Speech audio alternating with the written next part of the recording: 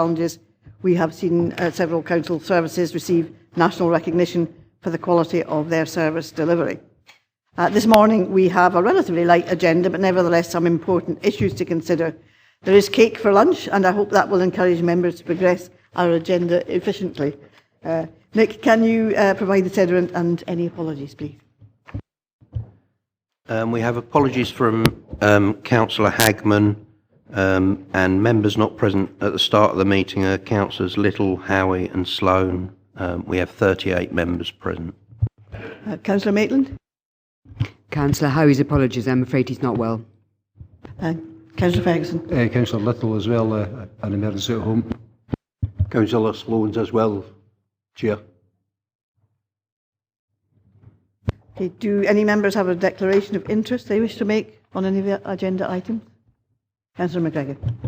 Thank you, Leader. Just to declare an interest in item 6 as Coastal Resources spokesperson, but as I deal with overall national budgets, I'll stay in for the debate and contribute. Thank you. So can we move on to item 3, the minutes of the meeting of the 21st of November? And I would like to move that we approve the minutes of the meeting. Councillor Carruthers. Councillor Carruthers. Thanks, Leader. Just a couple of things. Page 11, 7.2 to start off with. So we do through that says that agreed a comprehensive review of outside bodies to be undertaken by Democratic Service Manager. Sorry, no, it's the one above 7.1. I'm reading that wrong. So, it talks about note the appointments made by Dumfries and Galloway Community Plan and Partnership Boards, West Trans, Dumfries and Galloway Pension Boards, Dumfries and Galloway Integration Join. I think there's a T in a board to be just at the end of that. But it's the... It should be a board as well. Aye, that's a T in a board, yep, aye. So the joint board, just to make it absolutely clear. But it's the dissent part as well. So I know we've got policies and procedures in place where if somebody puts forward a proposal or a motion and it's not seconded, we can record the dissent, but my understanding is quite clear. Run it past my group this morning, unless there's been a proposal, a mover and a mover without a second, the dissent cannot be recorded. That's certainly been current practice for the last 6 or 8 years, what I can recollect. So well, I did ask advice at the time, and it was advised that they were able to record their dissent. Councillor Wilson. During that full council meeting, I asked for that same assurance, and at full council I did actually move a motion or amendment. I can't remember which one it was, but that wasn't taken. No, we decided that it wasn't competent. Yeah.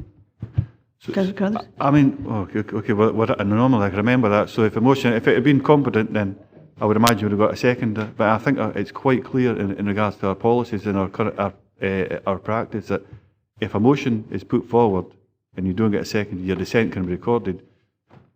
There may be a bit of ambiguity around whether it's competent or not, maybe, but ultimately there's 3 people, in particular because there's 3 people recorded there, so the mover of a motion would have got a seconder. Yeah, but so Councillor Wilson did move a motion. I think it was Councillor Wilson did move a motion. So Councillor Nicholson. We're going round in circles here. You have the last say, and that's final. So whether it's it's your decision. Okay, but I'll request governance advice again before we make that. Okay. I think in terms of the record of the meeting, the minute is accurate. There's no dispute there that the minute reflects what happened at the meeting. If you the standing order in question that we're talking about, 10.2.11, deals with the movers of a motion or amendment which is not seconded may have their dissent to the decision of the council or committee recorded in the minute. It goes on to talk about employment appeal subcommittee, which isn't relevant here. It goes on to say there can be no recording of dissent for items of business that are before members for noting only, unless the mover puts forward a motion offering a competent alternative recommendation or other than simply to not note. Now, so that standing order relates specifically to moving motions and amendments, because there's another instance in the minute of dissent being recorded at item 4.4. However, in that case,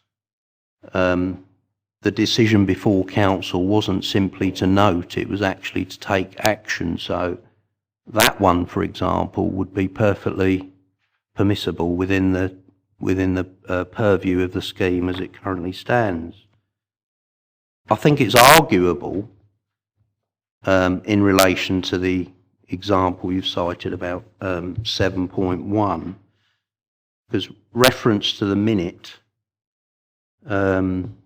where the dissent is recorded actually gives a reason for the dissent being asked to be recorded in terms of an alternative proposal, being that Councillors Wilson, Nicholson and Scobie put forward the point that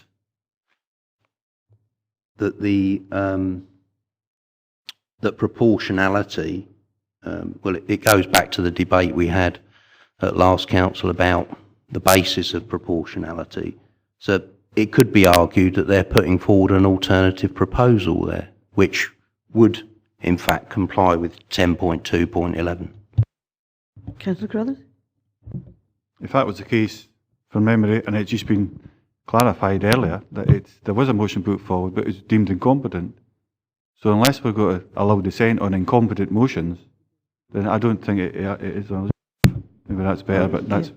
So the motion was... I mean, I don't really want to protract the discussion on the minute, but the reason for it not being competent was because it was a decision within the last 6 months, but...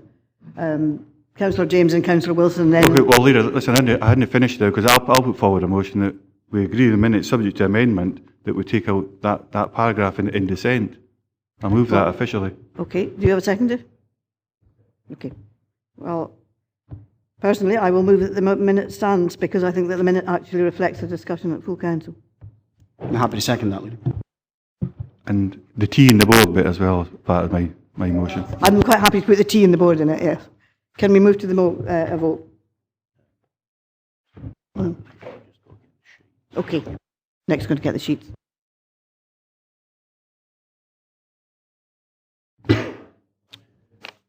Okay, so we have a motion before us, put forward by Councillor Carruthers, seconded by Councillor Hislop, and that's to amend the minute by the removal of the words in relation to the dissent recorded in the minute, and we have the amendment proposed by the leader, seconded by the deputy leader, that the minute stands as it is. Can I just amend that to say that we correct the integration joined to the integration joint board, because that's the appropriate description. So subject to the correction of the typos, yeah. If we move to the vote then, leader? Amendment. Deputy leader? Amendment. Councillor Bell? Motion. Councillor Blake? Motion. Councillor Brodie? Motion. Councillor Campbell? Amendment. Dookie Campbell? Councillor John Campbell? Amendment. Councillor Carruthers? Motion. Councillor Karen Carruthers? Motion. Councillor Charteris? Councillor Dempster? Amendment. Councillor Dryburgh? Amendment. Councillor Drysdale? Motion. Councillor Fairbairn? Motion. Councillor Ferguson? Amendment. Councillor Giusty? Councillor Hislop? Councillor Ingalls? Councillor James?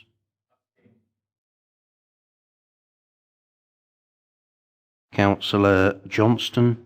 Motion. Councillor Lever? Amendment. Councillor McGregor?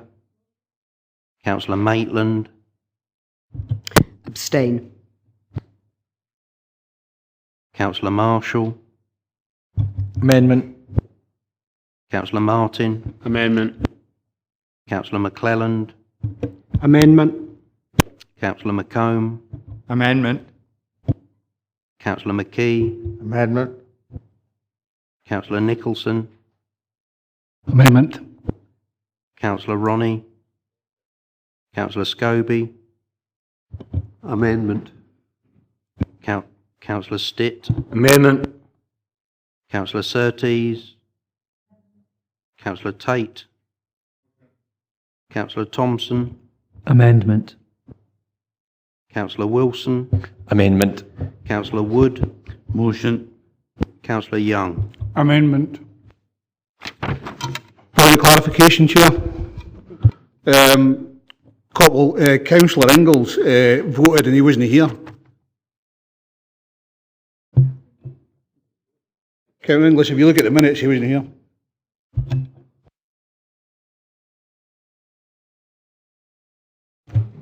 Okay, so voting in favour of the motion, we have 16. In favour of the amendment, 20, and 2 abstentions. Therefore, the amendment is carried. Thank you. Councillor Nicholson. And Councillor. I'm glad the vote went that way. I would have had to record my dissension in that motion. Councillor James. Thank you, Leader.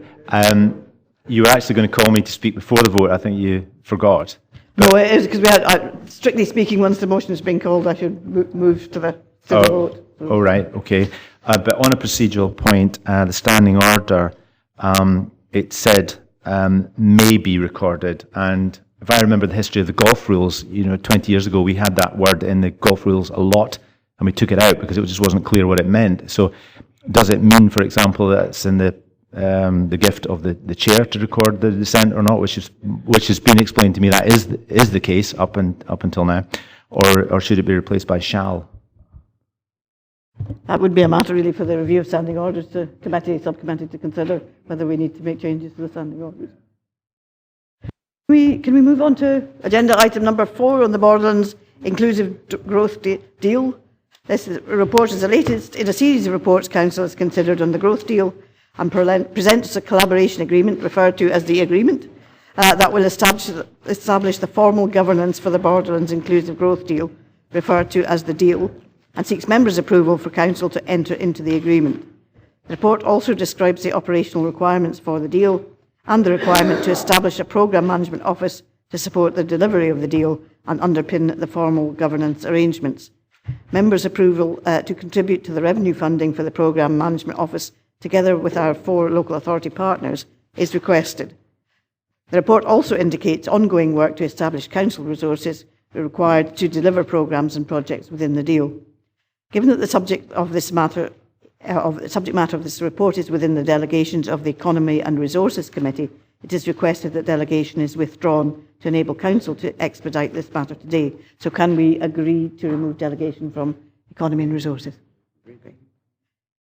Chris Travis, the Borderlands Inclusive Growth Deal Lead Officer, and Donna Mounds, Policy and Performance Advisor, are here to assist members with any questions. And on the recommendations, I'm going to suggest in recommendation 8 that the substitutes are the Chair and Vice Chair of the Economy and Resources Committee. Obviously, at the present time, this is the same person as the Deputy, but I think it would actually be preferable to define it in terms of the roles rather than in terms of the people. So I wondered if we could get, when it comes down to that agreement, to actually specify that it is particular posts within the council who are on it and are substitutes rather than people individuals. Okay, so any questions on the report for Chris and Donna? Okay, Ivor. Just a point of clarification, recommendation 2.4. Can you tell me what a minor amendment is? Is it a spelling issue, etc., within the agreement, or is it something up to 50,000, something up to 100,000, or something up to 250,000? The amendments that are likely to happen will be expression rather than substance, but we're not anticipating any further amendments. This has now been approved by 2 of our partner councils. Cumbria and Northumberland County Councils have both approved this. So clearly, if we wanted to amend it, we'd have to go right round the circle again. So we're not anticipating it, but it won't be about the budget. The budget will come back here if it requires to be amended. Councillor Maitland. Well, Leader, it was just that we ought to withdraw delegation, I suppose, as a sort of absolute... I did actually ask for it to be withdrawn. Oh, I'm so sorry. I was busy looking at it, so I didn't hear it. Leader, just in terms of what you were just saying about also talking about the name of the person, I mean, would it matter if we then changed the name of the committee? There would be no difficulty with that. Do you see what I mean? I'm not sure. Yeah. No, in bringing forward a paper for members' consideration to change the name, we would include to make sure that it was covered in this document as well. Councillor Nicholson? Thanks. So just on Ivor's point as well, on 2.4, perhaps it might be worthwhile if the leader and deputy leader is consulted if there are any amendments as well.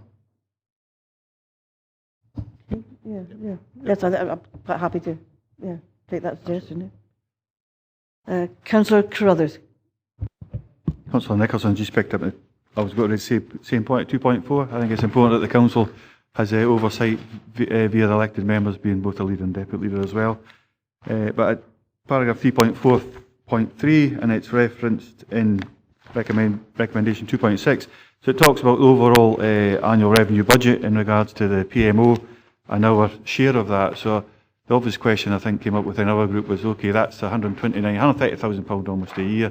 What's the return on that money? Otherwise, it's a really good report. Obviously, we've seen benefits, seen lots of this, so not got too many questions, but we need to understand what the return on that potential revenue cost is. Thanks. Chris? Thank you, Leader. The Programme Management Office is an essential component of the delivery of the deal. The reporting requirements to both UK and Scottish governments are incredibly complex, and also the PMO will support the accountable bodies, which is us in the case of Scotland. So the return will be a clean audit every time we're checked out in terms of our monitoring and evaluation and compliance with the reporting requirements of the deal. The smooth delivery of the deal will result in the projects coming on streams sooner, and the Programme Management Office will also form part of that. Councillor Carruthers? It's a more simplistic approach, so if this goes for 5-10 years, however long it is, there's an annual revenue cost. It may go up, it may go down. If it was to go up or down, it would come back to this council, is what's saying within the report. But so we've got an overall budget, overall turnover of GVA, you could say. Again, we've got quite a large turnover, hopefully we'll see across Dumfries and Galloway is what I'm thinking in particular. So we'll look to see what kind of return, and we'll get £130,000 a year. I'm sorry, Leader, I don't really understand the question. You mean just in terms of financial return? We've got to understand how much I suppose the turnover will be in regards to... do you mean that like financially, the amount of money that gets invested in Dumfries and Galloway for that expenditure? Absolutely. So, you should be able to calculate that. That's exactly. So the deal is obviously at heads of terms, and the total value of the deal is 350 million across the whole of Borderlands. The notional allocation, because it's not been finalised yet through the final agreement, is that Dumfries and Galloway's share of that 350 million would be about 85 million, and we've used those notional shares to allocate the proportionate shares of the cost of the PMO. But the real return on the investment is not just the 85 million, but what the 85 million delivers. And I can't remember the numbers exactly, but I think the overall deal is 1 billion of GVA? 1 billion of GVA uplift across Borderlands. Plus there's other outputs that we're expecting in there, contributing to the climate change challenges, contributing to population growth, contributing to the level of average incomes, and so on and so forth. So that it's the return on the whole deal that the councils are investing in. If that answers your question. That was it. So I apologise for not putting that across in the right way. It was about a value for money question in real terms. Yep, and clearly that's been demonstrated. Okay. Councillor Scobie? Yeah, Chair, I think we've got to recognise that this is a unique Borderlands deal in that it covers Scotland and England, but it also covers for the North Sea to the Irish Sea, and it's the only one in the whole of Great Britain that does that. And I'm looking at the note of heads of terms has been reached, and there is considerable further work to support the long-term cross-border programme. My question would be, would there, in moving into the future, would there be any scope to look at other projects within the programme? I see Gavin coming in here, that would recognise, and there is here about the distance, the cross-border programme. Would there be any to introduce perhaps something in the strategic road network within the programme? I can't speak particularly about the roads issue, Councillor Scobie, that I know we're all interested in, given the scale of it. However, it has already been indicated by Westminster that they view this perhaps as just the first deal, and the other initiatives, because we have now created a cross-border mechanism that funds could be allocated for other purposes that would take perhaps a year to 2 years off the setting up phase by allocating money to a framework that's already been agreed between partners. I'm planning to meet with the senior civil servant in January on behalf of the partnership to see what the initial intentions from the new government are around this, particularly around any intentions for Northern Ireland. I know a conversation when Councillor Scobie were across visiting Ireland, but also on the wider initiative of extra investment. For members' information, a keynote speaker at the Borderlands conference was Chief Executive of the Northern Powerhouse, to make sure we're absolutely making connections for the entire North on that. So all I can say at this point is both governments have now created a mechanism in which they can add funds to without going through a very complex 15, 18-month governance process to get there. So again, I think it's about our effective lobbying. That's why the partnership has been quite successful. The lobbying around issues such as strategic transport, strategic connections to Northern Ireland, and that's what we'll be starting to pursue as soon as the government gets up and running down in Westminster in the following year. Councillor McClelland. Yeah, thank you, Leader. This is maybe more for the Chief Executive. I note it's 3.52. We're looking at developing a resourcing plan for the completion of the OBCs. Now, I think going forward, my understanding is that these OBCs will need to be in sufficient detail that will satisfy both the Treasury at Edinburgh and down in Westminster. And I'm just wondering, what is the potential impact on our existing resources, and what capacity do we have within the Council to actually fulfil this?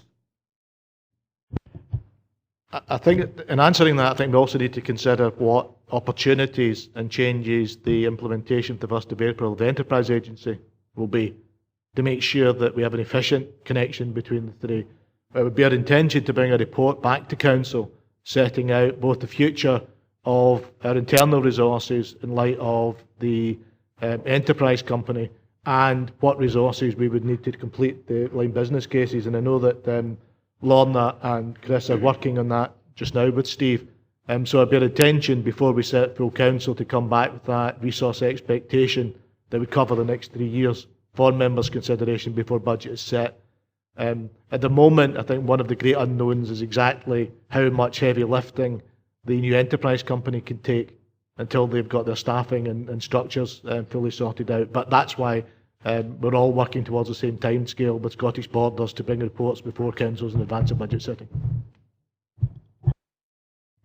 Councillor James.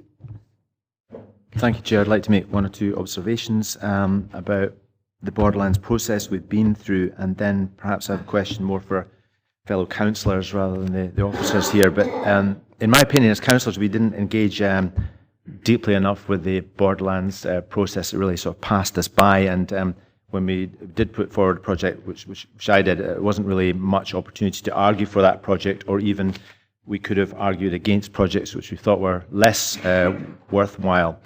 I think it's very good that Borderlands is concentrating on the larger strategic projects, because they're the ones that have the outward going ripple effect, which get the maximum bang for the buck.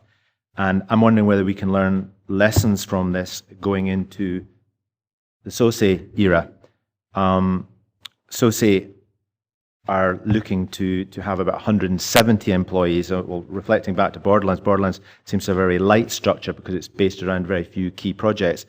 So from 170 employees of SOSE, one would assume that they would have a tremendous amount of small projects, and then deviate away from the strategic. And I think, reflecting on the seminar we had about the Coastal Communities Fund the other day, I think the sort of sentiment of the room that day was very much that the strategic was better.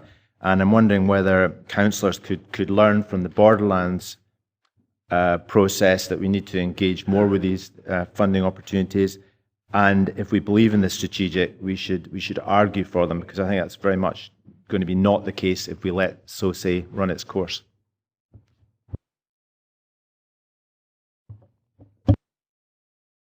I think, SOSE will have a strategic focus as well. It will have a role in supporting individual businesses, but it will also have a strategic focus. There would be no point in creating a whole new enterprise agency for the South of Scotland to deal with the particular issues which the South of Scotland faces if it didn't have a strategic focus on it. So I certainly would be very disappointed. Having said that, SOSE is a separate organisation appointed by ministers, and would hope that they would take that strategic view. Councillor Maitland. I think if Councillor Carruthers and I were two sticks of rock, we'd have data sharing running through us. I was quite interested to see that on page 46 of our papers, paragraph 17 of the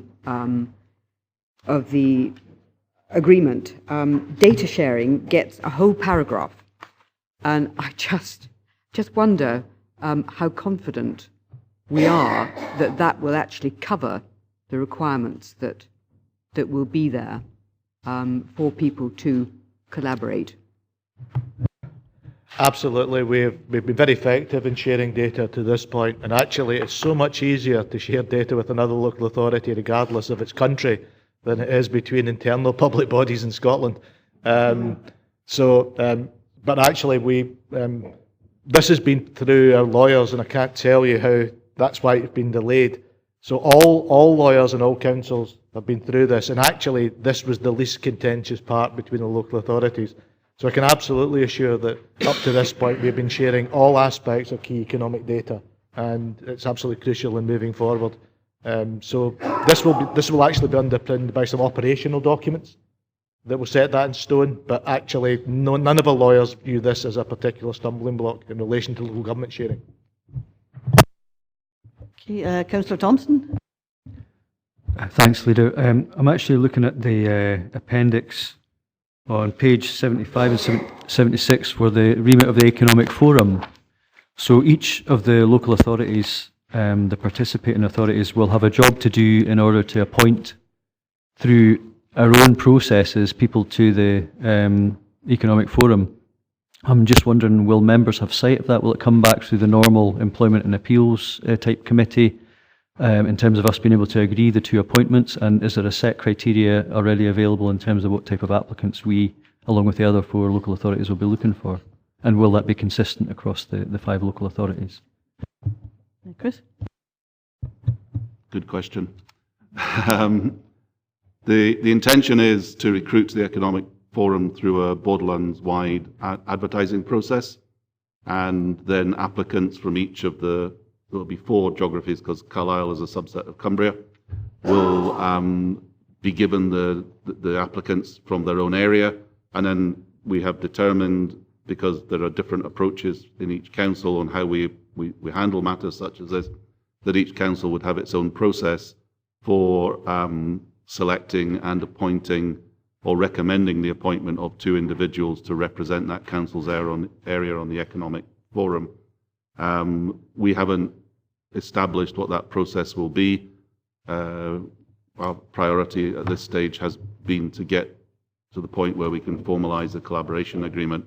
But that process is for us to determine how we handle the applications and determine the 2 individuals that we wish to recommend to the Partnership Board for appointment to the Economic Forum. Happy to bring a report to Economy and Resources with some options for members' consideration at that point. So we'll bring that to the next meeting of Economy and Resources for members' consideration. Councillor Wood. Thank you, Leader. It's to basically seek a better understanding about the Programme Management Office, and clearly they have the monitoring and reporting function.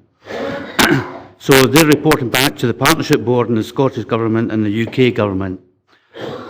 Whereabouts or how often will the reporting come back to either full council or is it economic development? Where or what is the vehicle that helps ordinary elected members to be kept abreast of what's actually happening on a regular basis? It would be part of the report for Economy and Resources. My view, it would be Economy and Resources, and it would come back as a standalone report on a regular basis, as determined by members at their next meeting. Absolutely, that it's going to be £90 million spread over between 10 and 15 years, plus more resources. So my view would be at least 6 months, if not quarterly, reporting on the full project. Councillor McCall. Thanks, Leader. We have just heard that data sharing was one of the less contentious areas of negotiation. What were the more contentious areas?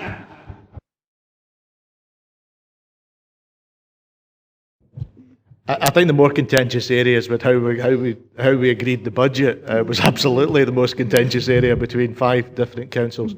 And the other area is actually just some basic bread and butter stuff about the fact we've got programmes rather than projects. Every other deal has had specific projects standalone. What we've been asking for, particularly around destination, business advice, place, are programmes so that those can be developed locally. And actually, one of the challenges is how do you get a strategic framework across 5 councils so that we're at least allocating in a strategic manner across that. And then how do you enshrine that in a document that's supposed to cover potentially 5 or 6 different administrations through a 10-year period? So I think we wanted a document that didn't have to get revisited every time there was an election. And I think those have been quite challenging. The other issue I think contentious is the fact that we had to get a document that covered both Scottish and English law, because actually there are key differences, and that's why the first contentious was trying to find a lawyer who actually had practicing certificates for both countries. So I think that's my perspective. I don't know if Chris wants to add anything. I think that's absolutely right.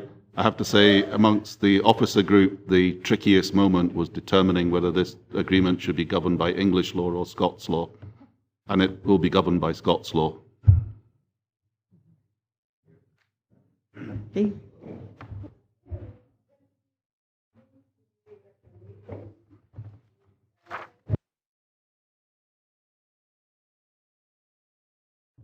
I defer to your technical advice. Right. Okay, so happy to note the agreement contained in Appendix 1. Agree the approval of any further minor amendments, but we want the Chief Executive in consultation with the Council's monitoring officer and the Leader and Deputy Leader. Okay. Agree that Council will support the formation of the Programme Management Office. Note the resources required. Note there's considerable work required. And also to agree to appoint the Leader as the representative on the Partnership Board, and that the Chair and Vice Chair of the Economy and Resources Committee should be the first and second substitutes. Happy with that? Okay, thank you very much.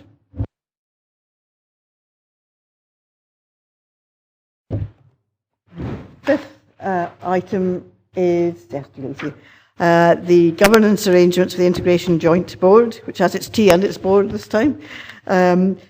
This comprehensive review sets out for members' endorsement the detailed governance structures and arrangements which apply to the Integrated Joint Board. Contents have been the subject of 2 member seminars. The report summarises the detail as to how the legal requirements for health boards and local authorities are given effect to with those matters which have additionally been delegated under local agreement. This paper has already been considered by our partners in the IJB and NHS Dumfries and Galloway. Content is for information and noting as the requirements are enshrined in legislation and the integration agreement. However, Julie White, Chief Officer of the NHS Health and Social Care Partnership, is here to answer any questions members may have on the content. I invite questions. Councillor Wood. Thank you, Leader. It's on page 123. 4.6, and it's basically talking about the challenges around the different financial timeframes. Are we looking at how we can realign those, as the IGB's now been on the go for some 2 or 3 years? Or what's the sort of future analysis of how they're going to take this forward? Thanks, Councillor Wood. The issue around the different timeframes is really related to the budget setting processes of both the NHS board and the local authority. So in particular for the NHS board, that's obviously determined by the timeline set through Scottish Government in terms of the setting of the national budget, and then the determination of what budget is delegated to NHS Dumfries and Galloway. So the timing of those two processes is a bit out of sync in terms of the local government budget setting process and the NHS budget setting process. We have been really fortunate though up until now that through our Chief Finance Officer as well, through engagement with the Head of Finance and the Council, we have been able to bring those processes together and enable the IJB to agree its budget prior to the beginning of the financial year in April. So we've managed to overcome the difficulties. It's just flagging that there is a bit of a time lag between the Council setting its budget and the NHS Board receiving its allocation from Scottish Government, but we've managed to make it work up until now. May not be such a time lag in the coming year, given that there'll be delays in some of the budgets being announced. So, Councillor Wilson.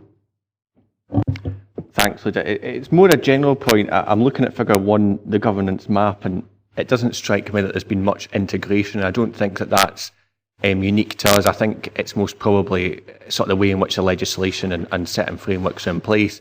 I've probably got a more general question on, IGBs have been in place for about 5 years. That legislation is about 5 years old. Is there sort of moves nationally about actually how we strengthen any flaws that have been found in the running of IGBs, the legislation that's in place? Because it just strikes me that the way in which the legislation is set up, it means that there isn't actually as much integration that there possibly could be, and I think that may have a knock-on effect as to why the data sharing that we've spoken about many times here maybe isn't taking place as well as it should, and just actually how we can move forward as an integrated process rather than it looks like to me that there's just some gaping holes, that there's some flaws, but that isn't necessarily sort of how we'd implement it. It is by design. Thanks, Councillor Wilson. What I would say is that you're right, there are variations in approach and in terms of what has been delegated across Scotland. I would say that in terms of our model of integration in Dumfries and Galloway, we are recognised as a partnership where we have got a significant amount of our resource delegated to the partnership for that integrated working. So colleagues will be aware that uniquely in Scotland, the NHS Board took the decision to delegate the totality of its acute services to the IJB.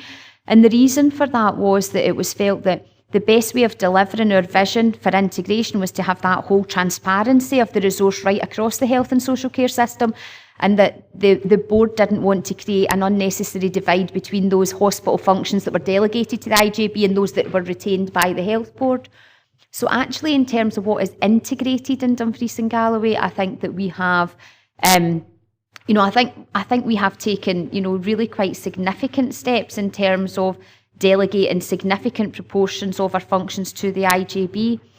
I think you're right in terms of some of the challenges in terms of the kind of governance arrangements. However, I think the way in which we've made it work locally in terms of our operational arrangements, in terms of the joint management of our services at locality level, right up through operationally accountability through the general management structure to myself for that totality of the resource that's delivered has enabled us to make some progress around the anticipated outcomes.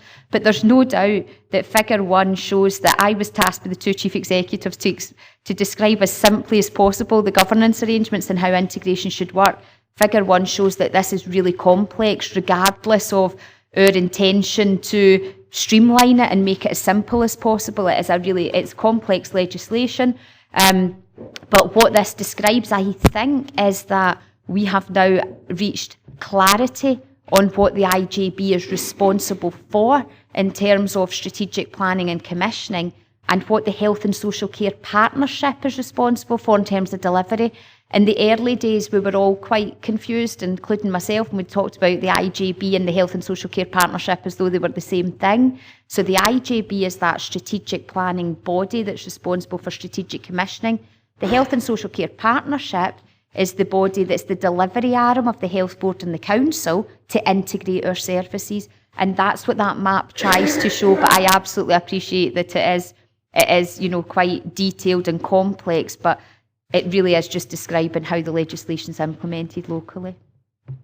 I think it's particularly complicated in our report because it's not in colour, which actually makes it...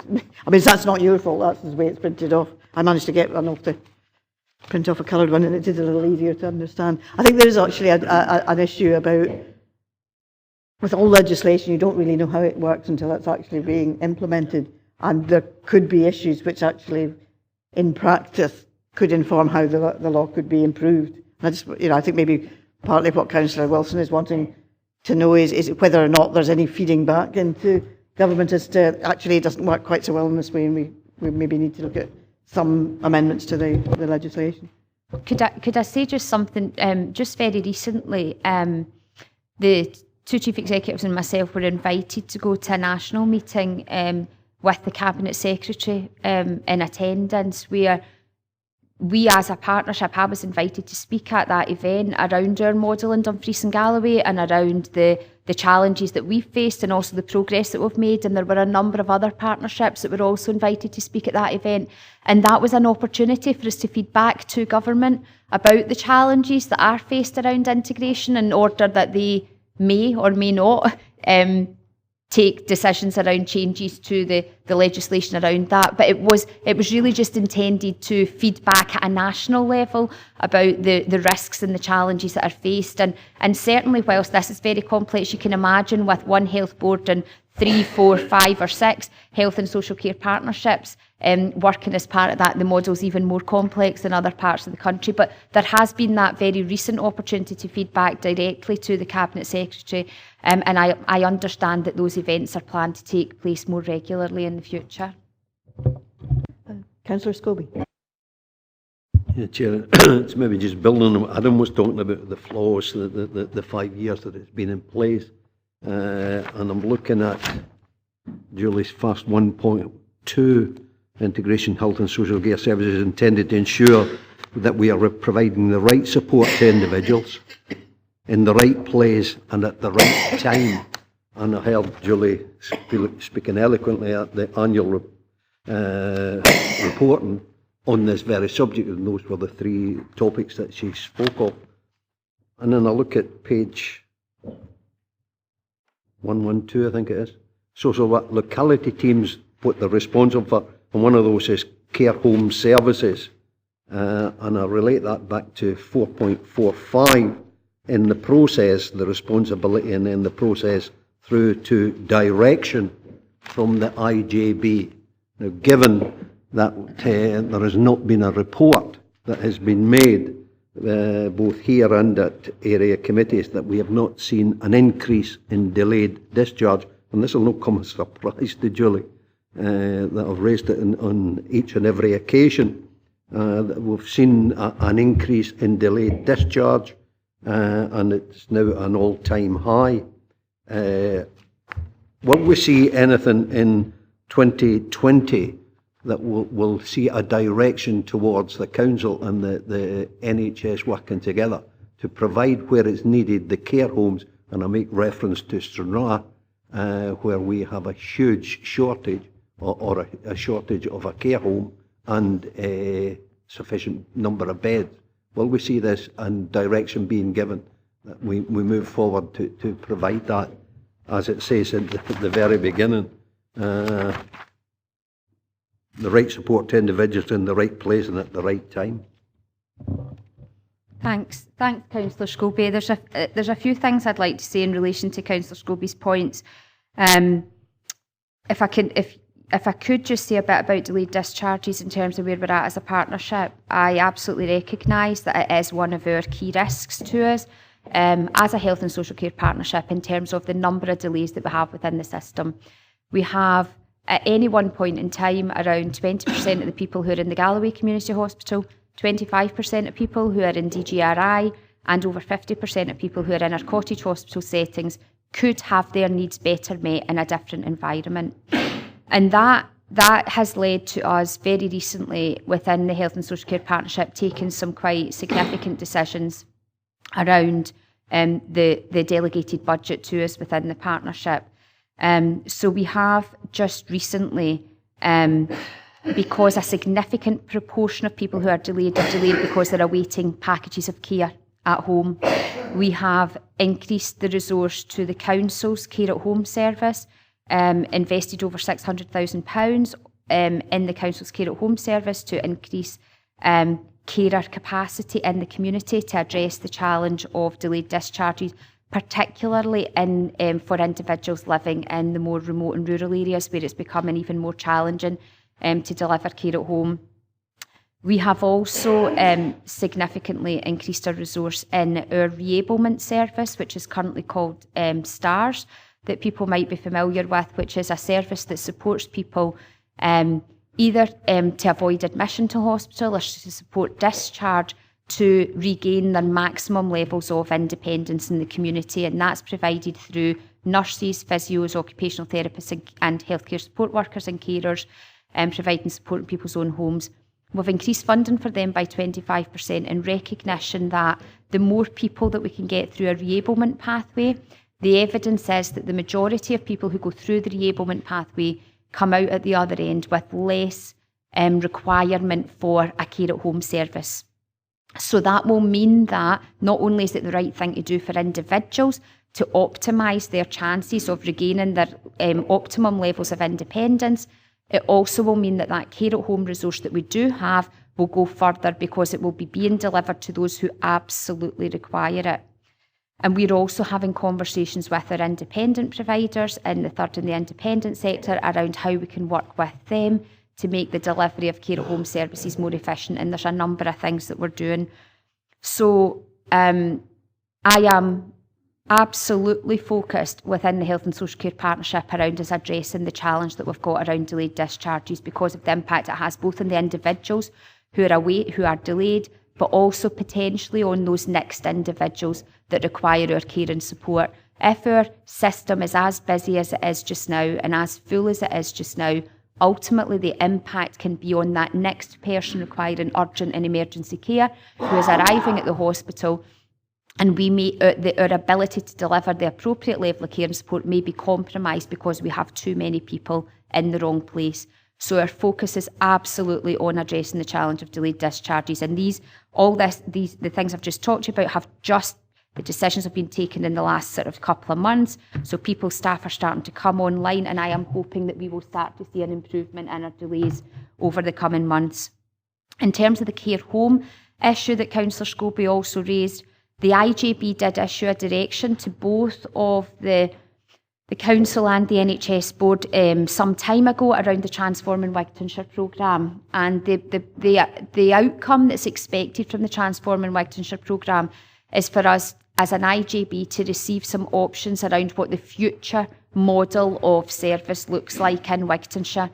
And that will include what does it look like in terms of our care at home model, as well as what we might call our sort of inpatient or a residential model in terms of the bed model within Wigtonshire. The plan is that the Transforming Wigtonshire programme will report back to the IJB in the spring of next year.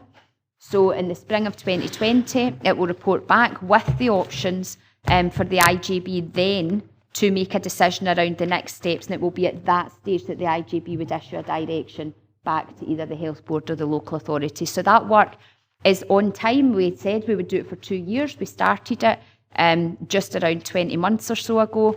So it will be reporting in the spring of next year to the IJB. Councillor Scobie? Yeah, if I could go back on that, I was delighted to hear right up to the model of service. And Julie knows that there are people who are being placed away from home in that sense, and we've had this for a considerable time in the spring of next year. To those people, seems a light years away to what is needed in Stranraer. So I would hope for a much quicker, so that we do build what is needed for people to put in be given the right support in the right place and at the right time. Spring seems a hell of a long way away. I think, Councillor Scobie, to give you assurance, on individual cases we'll absolutely take the action as swiftly as we possibly can. However, in terms of determining the future model of health and social care for Wigtonshire, it's a process that has taken some time, but it is intended to be a thorough process engaging with the local community in order that we can set out our plans, and actually delivery of those plans we recognise will take some time in order for us to reshape health and social care services within a locality. Will take some time, but I want to give you some assurance that when there are individual cases, we obviously will act on them more promptly than that. Councillor Ian Curtis. Thanks, Leader. I suppose it's the third time I've seen this, so really grateful the fact that it is here. And I know the Integrated Joint Board have they ratified it last week, and some slight amendments made, maybe unreflected, but I think that they're minimalistic. So just to add to what I think the Audit and Risk Committee has mentioned within here, I think we agreed just today that it's got to be an 80-day audit in regards to internal audit. So the Chief Internal Auditor is looking at the whole delayed discharge, and we asked for the remit to be wider than just NHS and council, so third independent sectors. So hopefully some positives will come from that. Going back to the figure 1, I think Adam, that's when I initially put my hand up. To me it does look a wee bit boxy and a wee bit clunky, but I think it operates well, it works well. But I suppose a question on the back of what Adam's asked, how will the IGB actually, performance manage, monitor this whole system, this framework that's in place, know that it's fit for purpose, how it works, does it work well, can there be changes, and how will the council be part of that actual process? I think, Councillor Carruthers, I think for the IGB itself, there are some of what is set out in the legislation, the likes of the Strategic Planning Group and the role of the Strategic Planning Group, Clinical and Care Governance Committee. But there is an opportunity for the IGB through our kind of annual review of our own kind of governance arrangements, through our scheme of delegation, etc. As you know, we have done this year. We've looked at that scheme of delegation. We've looked at some changes that needed to be made in terms of the delegation of authority to the committees of the IGB. Then that's something for the IGB to continue to do, I think, on an annual basis, and to continue to review whether we feel that the structure that we have in place is working for us within Dumfries and Galloway. I think in terms of the engagement with the wider council, the paper does set out the various ways in which the council is engaged, whether that be at area committee level, whether it be at social work committee, or whether it be at full council. I think certainly in terms of full council, we're absolutely clear that, and we've said within the paper, that we will continue to engage with full council on any significant matters where there's consultation being undertaken by the Health and Social Care Partnership, to enable full council to submit its views to the IGB prior to the IGB taking a decision.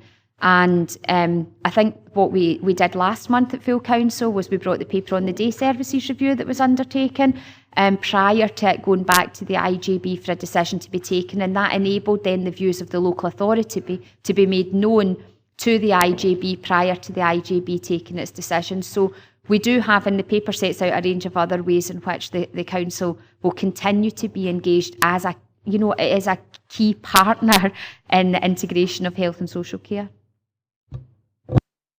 Councillor Thompson. Thanks, Leader. I suppose just on the back of Councillor Carruthers' question about governance and where our opportunity is in terms of reviewing and changing the structures. Firstly, obviously, I welcome the announcement about the 600k for the care at home. I think that's, I guess if we learn to share better, we learn to care better, which is always nice. And maybe we'll get a better understanding about how we share budgets, because that's effectively what this is about.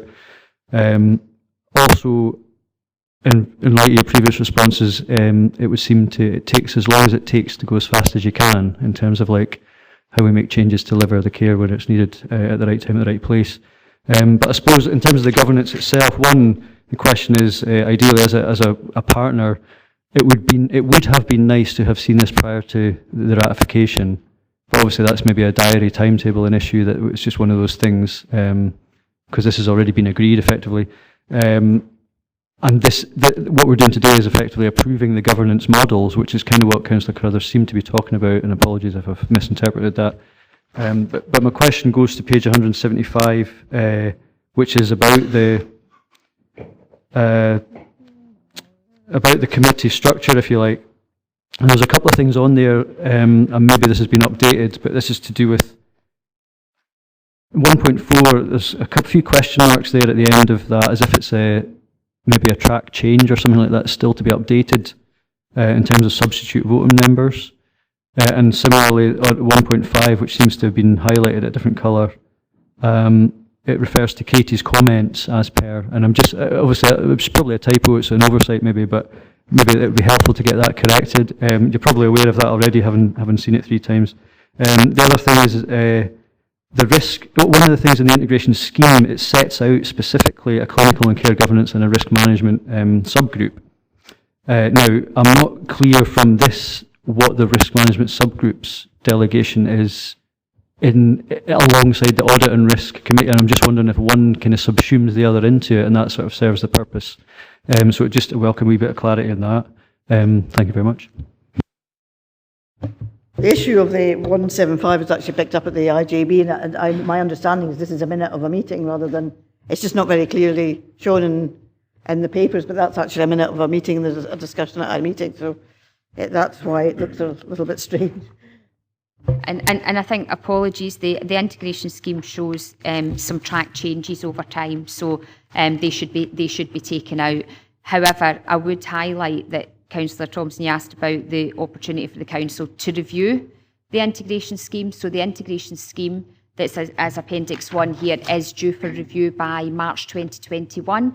So, and that is for the council and the NHS board to review the integration scheme. It's not for the IJB to review the integration scheme. It's for the council and the NHS board to review the integration scheme, because it is the council and the NHS board who delegate the functions to the IJB, so it's not for the IJB itself. So that's a process that I will, over the course of the next few months, start that process of engagement with the 2 chief executives around how they wish to undertake that review of the integration scheme prior to March 2021, which is the deadline for that. In terms of, Councillor Thompson, your comments about the paper coming here, the paper it's been submitted to all of the meetings of the 3 bodies that they were having in December. It just so happens that the board's meeting and the IJB's meeting happened before the full council meeting. Unless we had them all on the same day, I couldn't do it any other way. So they've all gone at the meeting in December. The board meeting, with the NHS board meeting, was actually first. Ideally, we would have probably taken it to the IJB first and then to the 2 parties. However, the timing of the meetings just meant that this is the way that it's happened. But certainly I don't want council members to feel that there is in any way any lack of opportunity then to contribute to the paper, because the same opportunity has been afforded here as has been to the NHS board members and the IJB members. In terms of the sharing of budgets, I have to say that I feel really privileged, I suppose, as the Chief Officer of the Health and Social Care Partnership, in that both Chief Executives are very clear in terms of the delegation of the resources to the Health and Social Care Partnership, that we do have myself and the teams have decision-making authorities to look at the best use of that budget that's delegated to us. The challenge that we have right now in terms of really shifting those resources between budgets is that all of the budgets are under considerable pressure at the moment, whether that be, within the health part of the budget on the acute services and the community services, around prescribing, around the council's delegated budgets. But again, our scheme gives us the opportunity to do so, and we have been able to demonstrate where we have identified a challenge within our partnership and we have shifted resource. So if I take the example of there was an issue that we identified operationally within some of our learning disability services, where we transferred some people and resource from the health part of the budget to support undertaking a piece of work in learning disability services. So we do have that flexibility, but the challenge is at the moment, when everything's under pressure. It's how you then make that shift across the different parts of the budget. Councillor Thompson? Yeah, so it was just about the risk, the standing subcommittee. So the risk management is actually, it goes through the Audit and Risk Committee now. So the Audit and Risk Committee is absolutely clear. The Audit and Risk Committee is responsible for the development of the risk register, for the monitoring of the risk register, and all the work that sits beneath that, Councillor Thompson. Councillor Maitland. Thank you, Leader. Much has already been said talking about joint internal audit work and things like shifting budgets. Things are happening. It's been terribly slow while we all settled down and people learnt who was actually maybe on the other side of the fence and got to know them.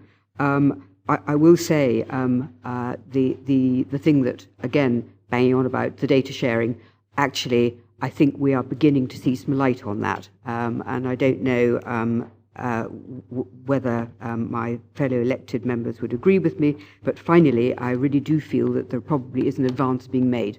So I would like to share that with you, that from really a very low base, I think we've actually really beginning to get somewhere. But the foot needs to be kept on the accelerator, because the public actually expect we share it already. They think it's completely bizarre that we don't. But I just want to also say to members that if you didn't have the IJB structures, actually, things like delayed discharge, we would never get a look at. You know, we'd have really very little opportunity to have any say at the locality base and indeed strategically through the membership. So actually, you know, this is an advance in terms of scrutiny of local people for local services. It might not be perfect, but it's better than nothing. I think it's more of a comment than... I just wondered if you wanted me to say about the data sharing arrangements, just that I agree with Councillor Maitland that we have made some progress in relation to data sharing arrangements. However, again, it is something that remains very high on my agenda in terms of bringing it to a full conclusion. It's something that I've discussed with both chief executives, and I'll be bringing my report back to the two chief executives in the new year around progress with that. I think you're right, we've now worked through the kind of technical issues in terms of our systems talking to each other and sharing that information. We need to finalise some of the legal agreements around this, but we've certainly made progress in terms of now social work staff are able to see the basic health data that enables that information sharing to begin, but the full circle is yet to be completed, but it's work that's ongoing. Councillor Wood. Thank you, Chair. It's with looking at 8.21 on page 42, the process of resolving budget variances. Just have a little bit of a concern when you go near the bottom, 8.213, where the partners have options and you can make an additional one-off payment or you can provide additional resources. There doesn't appear to be any sort of ceiling or a figure to suggest that there's a controlling mechanism as to how much the council might have to find at any one time if you do overspend. That is the legislation. I think this is the one that perhaps for Julie's colleagues causes the most concern across Scotland and where some of the fallouts have already started. I think we don't have that. Two reasons. One, we used to run our own police authority and fire authority with exactly the same legal position, that the chief constable, chief fire officer could demand money, as much money as they wanted from us, and we established a very effective working relationship. And I think those members longer served remember we never had a disagreement that required arbitration. I think that effectively what it's saying is part of the direction. If money needs to be flown to the system because of an extreme emergency, a direction will be laid. The fact that we established a very robust, unlike other areas, financial understanding between the two bodies at the very beginning, have got a very effective working between the two chief finance officers, means we should never get here. However, even though it can be demanded, there is an arbitration process formally that we would go into with the Scottish Government if we objected. I don't think we'd win it, but I would have to say there's a formal arbitration process against it. But that's why the more we can actually formally delegate in, the less there is the argument about we're hiding money. And I think that in other areas, and certainly in the feedback that Julie and I got at the meeting at the national meeting, was it's the lack of sight of the total budget that causes the problem, particularly in delayed discharge. If you can't see the acute pipeline, then you think you're being asked for something you can't see. And I think, as Councillor Maitland and others in the IGB will see, actually transparency of the whole system. But yes, they can demand as much as they want. There's an arbitration process, but actually the effective working the last 5 years, and for the two chief executive, finance has never been a major agenda item for Julie to discuss with us. How we manage with the money we've got has been, but not actually the totality at this point. Councillor Nicholson. Thank you. And I asked a number of questions on dementia link workers a while back, and I got an answer yesterday for various reasons. I got it yesterday. And what it highlights to me is, the information that I got back from that is that the waiting time in this deal is appalling, on that. Is there a recruitment problem? Are there vacancies to be filled? And how does having to wait to see a link worker impact on the commitment? This is what Councillor Scobie alluded to, that everyone's entitled to 1 year post-diagnosis support if it takes 6 months. And that's the report I got about. It takes 6 months to get that support in place. I think you're absolutely right, Councillor Nicholson, that it is a real challenge and not acceptable for people to be waiting significant periods of time for anything, whether that's as delayed discharges, whether that's waiting times for appointments, or whether that's waiting for a dementia link worker. I think, our mental health services are challenged by the same challenges right across the whole system in terms of recruitment. There's a huge amount of work going on in order to recruit. We've been really clear that one of the key ways that we can address the financial challenges in our partnership is actually by recruiting to our vacant posts because of the excess costs of our locum and agency staff. So there are continued challenges within all of the directorates, including the Mental Health Directorate. And I absolutely I recognise the challenge in terms of that we would absolutely want our patients to receive that. They will still receive a year of post-diagnostic support, but I absolutely appreciate that people waiting a considerable period of time before that support commences is not ideal, and therefore we need to look at what else we can do as a partnership to support individuals in that time. Thank you, Julie. It's fine saying they'll get the year support after, but they're waiting 6 months for that support to come along. Dementia has many aspects to it, and part of that maybe be that they have to, deteriorated within that time, so they actually won't be getting this year support at all. What they'll be doing is they'll be, in a home somewhere, whatever. So the commitment to have this year support, is not happening just now, and it's detrimental to the people with dementia. Councillor Ferguson. Thanks, Leader. Good morning, Julie, and Alison, the governance officer sitting next to her. One of the principles we've worked on, there should be no shocks to any of the partner organisations. So anything that's coming forward should already have been discussed in, if it's a major change, should have already been discussed within and some form. So I think the question for Julie is that we need to be really clear with the timeline where we see the NHS and the Council's contribution to any potential changes early rather than later, so that the IGB can then develop their next lot of strategic commissioning intentions, which will then, of course, influence and potentially change the strategic plan, because it's the plans to be in place by 21. Yeah, so we can't come to as the IGB here, we can't come to the Council or the NHS in the late summer in 2021 and say, what's your things? We need it now. And it's a kind of reassurance to members who've been asking the question, how do we influence this? How do we take it forward? So And I think we just need a bit of clarity, Julie, on how we're going to take that forward in some sort of timeline and work something out. Okay, thanks, Councillor Ferguson. And apologies, I should have right at the start introduced Alison to members. Alison Warwick is the governance officer for the Integration Joint Board and was here in the event of any specific sort of governance or scheme of delegation questions that were being asked. What I would say, Councillor Ferguson, in terms of, there's a couple of things in what you suggested there. I think the first of them is around how we engage more generally when there is a consultation being undertaken that will lead to a decision being taken by the IJB and the issuing of a direction to both bodies.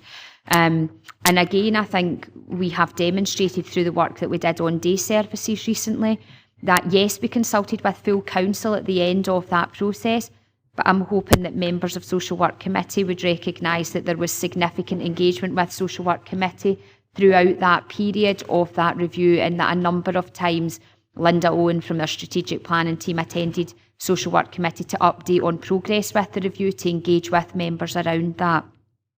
So I would absolutely anticipate in any other major changes, major consultations, that we would continue to engage with both the committee structure of the council and indeed full council to ensure that the views of the elected members are fed to the IJB before the IJB makes a decision and issues a direction. And that absolutely then delivers the promise that there will be no surprises. There should not be directions issued to the local authority that are a surprise to the local authority.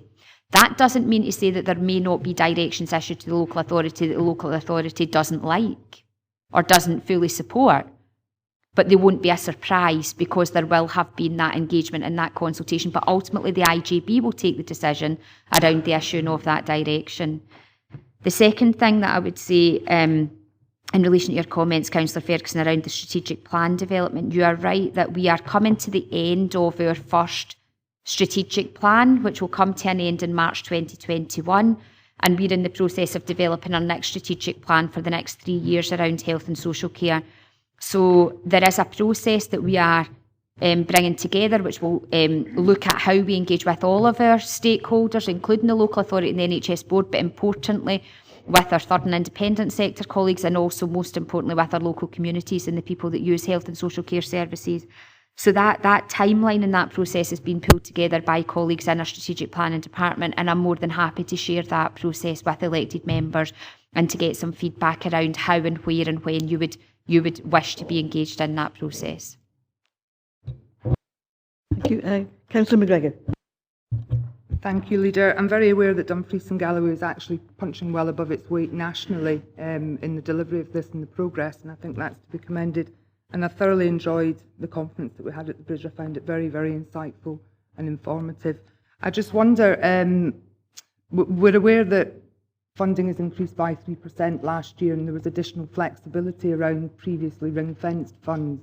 And I think we're sitting about 80% NHS, 20% council. Nationally, that sits about sort of 64, 65% versus 36.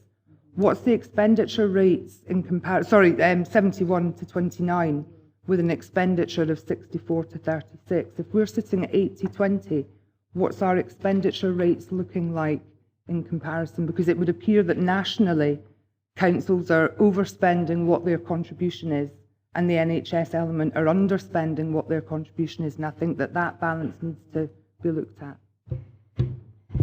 Thanks very much for that question. I would say that in terms of our delegated budget from the local authority, we are projecting a break-even position, so we're not projecting an overspend.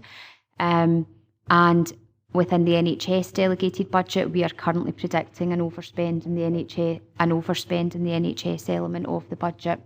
For a number of reasons.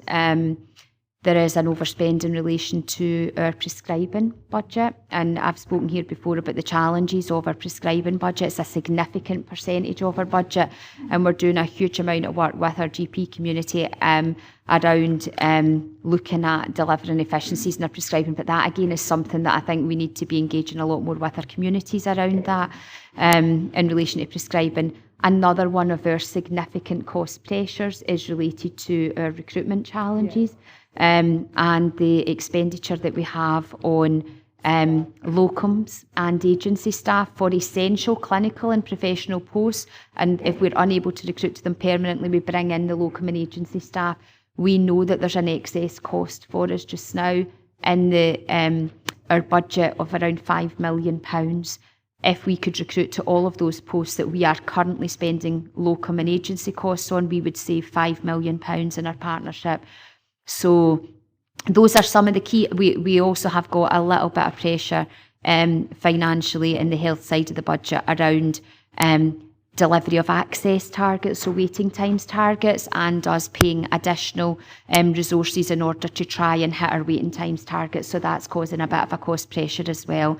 So those are the kind of key areas of overspend within the budget, but that's within the health side of the budget. Within the local authority side, we're projecting a break-even position. I think the Audit Scotland report has highlighted Dumfries and Galloway as a specific case of recruitment issues, and I think that's a good thing that's been highlighted. Historic reserves, because I think we were sitting just over the 2%, will that cover the shortfall for this financial year, or will we need to be lobbying government harder for additional funding? Not that I take any opportunity that I can get. So in terms of, I think we've said before here again that the use of the language around reserves in the IJB is different, the language in the council. So what we're calling reserves in the IJB, they are allocated, those reserves are allocated, so they're ring-fenced funding that's come forward for specific purposes, and they are allocated. What will happen in terms of the health side of the budget, we're continuing to work with all of our teams to look at all opportunities to try and address the shortfall that we have, which is predicted at the moment around 3.4 million at the end of this year. So we're working really hard to identify cost savings in relation to that. If we get to that stage, because there has been a shift in the way in which NHS boards are now authorised to sort of overspend by up to 1% on an annual basis, as long as over a 3-year period. They have a financial plan that breaks even over a 3-year period.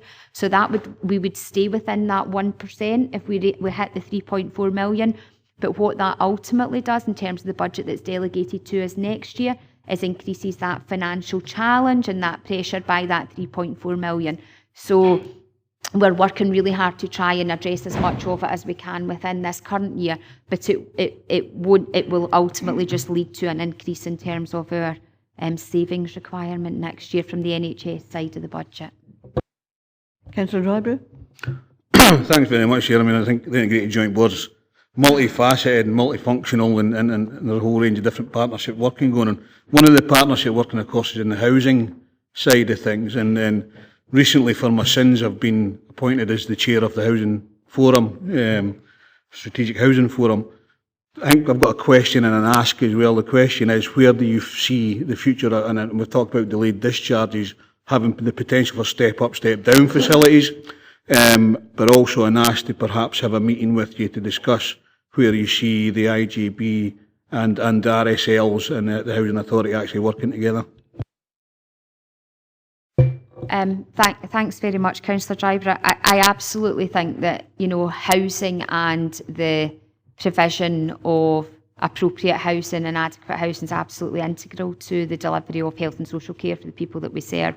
I do, and I've just last week did a tour across the region, speaking to staff working in health and social care from Stranraer to Langham, right across the whole region. Over the course of the week, and one of the things I was very explicit with them about was that I still believe we've got quite a traditional model of health and social care within Dumfries and Galloway, particularly when we look at our sort of inpatient facilities or our our models in terms of where we support people. So our model of acute hospital, community hospital, care homes and people's own homes. But there are other models out there. There are different ways of providing service, and extra care housing, for example, is one of those.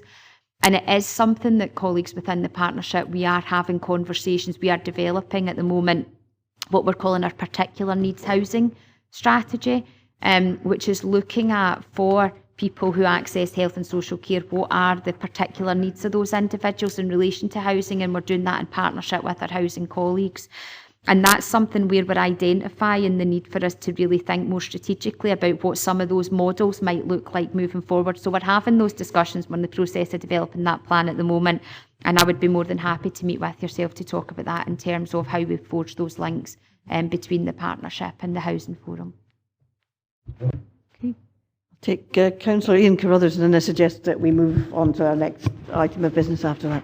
So I was just thinking that myself. So taking into consideration, look at the government arrangements. So I just wanted to note and approve the government's arrangements.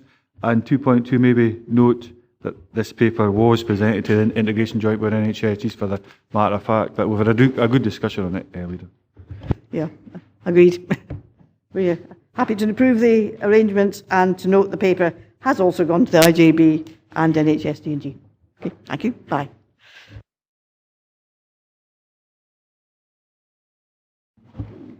Okay, if we move on to item 6 on the council budget.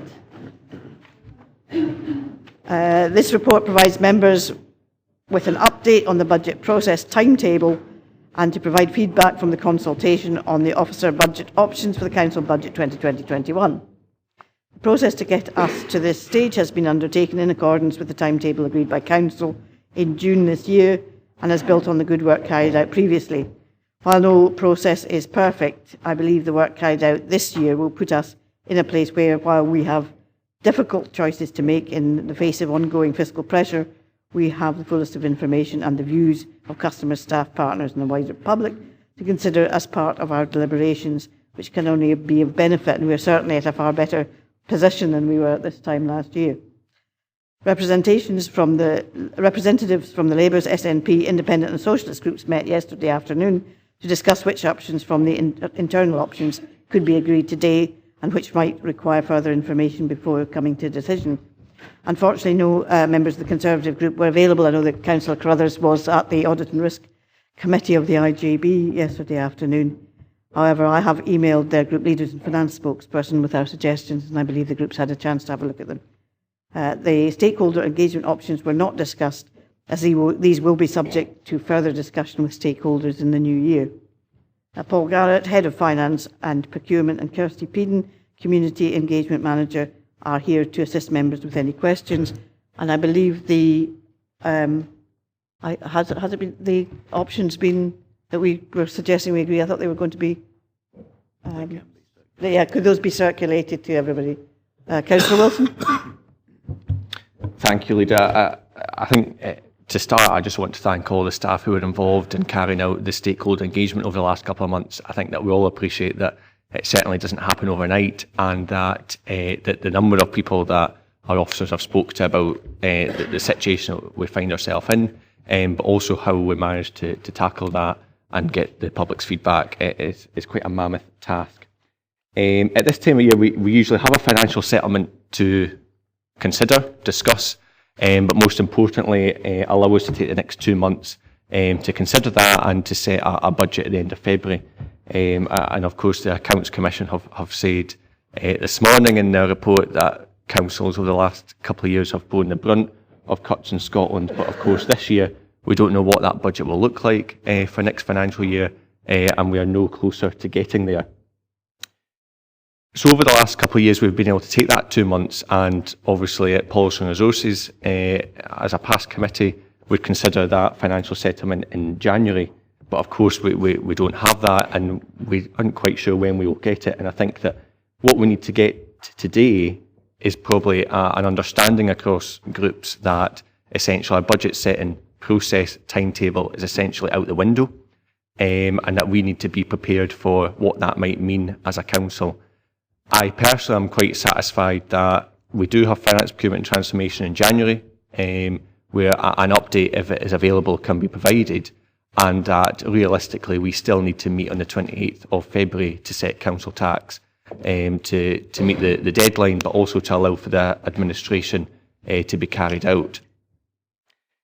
But I think that it's important that we as a council also put pressure elsewhere. I think Scotland's two governments must work together, because that financial settlement, whenever it comes, determines the level of wages that are paid out in this region. £208 million in wages paid out by this council this year alone as the single largest employer.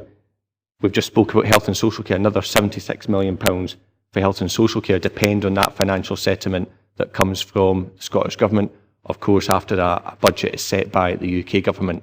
So I think that it's important today that we have that discussion, we at least have an understanding of how we move forward, but most importantly, we do put pressure on governments elsewhere to make sure that that funding settlement and funding distribution is made as quickly as possible to make sure that we can protect those jobs and services that depend so much on that funding. Thanks, Paul. Any comments on timetables and so on? The latest information we have is that the UK budget announcement is now likely to be in February next year, so I think there's a fair bit of scenario planning being done at a national level in terms of when that detail's received and how that will feed through into the Scottish budget and the stages of scrutiny through the Scottish Parliament. I think we ourselves need to do our own scenario planning in terms of when we get the settlement, how will that impact on our budget setting decision timetable and also on practical issues such as council tax collection. So obviously the earliest we get information from the Scottish Government on that, we will obviously inform members at the earliest opportunity. It's probably unlikely we will know our settlement by the end of February when we set out council tax, so we'll have to, things will be different to if they normally are in terms of what can be set in the budget and what assumptions we need to make. I think Councillor McGregor has some inside information. Yeah, on that. Leader, if it would be helpful, we're obviously keeping a lot of pressure on the Scottish Government to move at pace as and when they know, but the difficulty in Scotland is that we have tax raising and tax setting powers, which is completely different from any other devolved or England area of the UK. So it's very difficult for the Cabinet Minister for Finance to set his budget until he absolutely knows what the UK Parliament's budget is, and then he has to give notice for that period as well. So while we're putting a lot of pressure on them, I do think we're running into a slightly blind period that we're expected to set our council tax. Last week in February, I think there's one council across Scotland that can set it first week in March.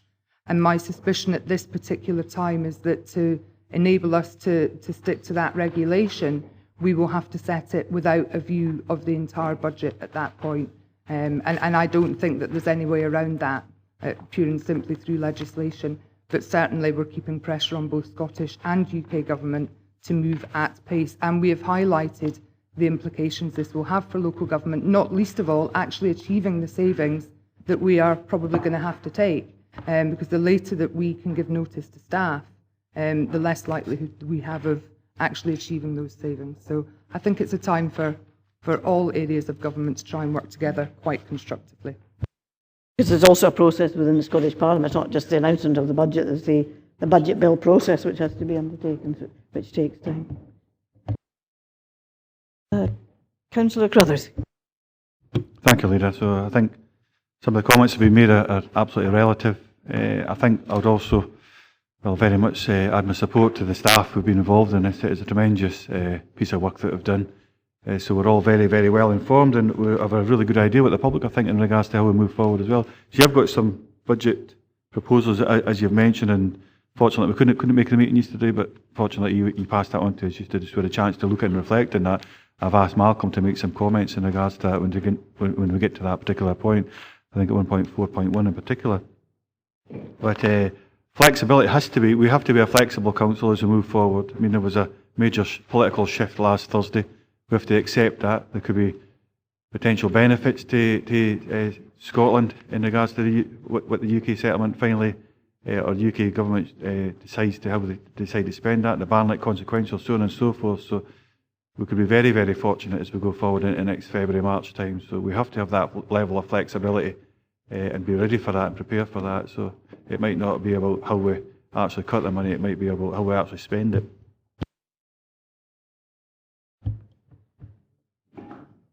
All right. Any further general questions? Councillor Nicholson and Councillor James. Thank you. It's just, I'm looking at a table that's regarding £1.880 million, which their budget pressure, and I see that's in there. I mean, I know you've said in the paper that the finance and procurement had sight of it the last time or something regarding that, But surely, there's some kind of reporting mechanisms for all these, not just this, to, highlight where we are in certain times. And I mean highlight, not in a way in a small paragraph in a report, that some of these budget pressures could be highlighted at an earlier stage. Maybe that's a possibility to look at. Yes, we try to provide members with details of budget pressures on an ongoing basis, and what we would normally like to do is that when we generally have the settlement in the first couple of weeks of December prior to Christmas, we give members details of the impact of that settlement and also the updating of the Council's budget model, including the allowance for budget pressures. But obviously the timetable has changed this year, and what we're trying to do is make sure that members are kept up to date with the best information currently available on a regular basis. And obviously we've made some progress recently in terms of securing funding for our waste services, which has reduced the likely pressure on that allowance that we've held aside for budget issues. So the best information currently available is that amount can now be released, and that's what's reflected in the paper. But certainly we'll come back to members with much more detail on other budget pressures the Council is considering as part of the budget model when we receive the settlement. Councillor Nicholson? Thanks very much for that, Paul. And it would be helpful that kind of staging that information as well. I agree with what Adam was saying about the budget, and it is realistic that we can't make a budget just now, because we don't know where we are. And there is, we might get a better idea when the Queen's speech on Thursday which way the government's going. But it still won't give us a detail, and it'll have to go to the Scottish Parliament as well, but whatever the consequentials are. I think it was 11.43% of it or something just now, something like that. And if all the promises come good, and if they're on this, right away, where some of the promises have been made, we'll be drawing in money. Especially if the Scottish Government pass it down. Yeah.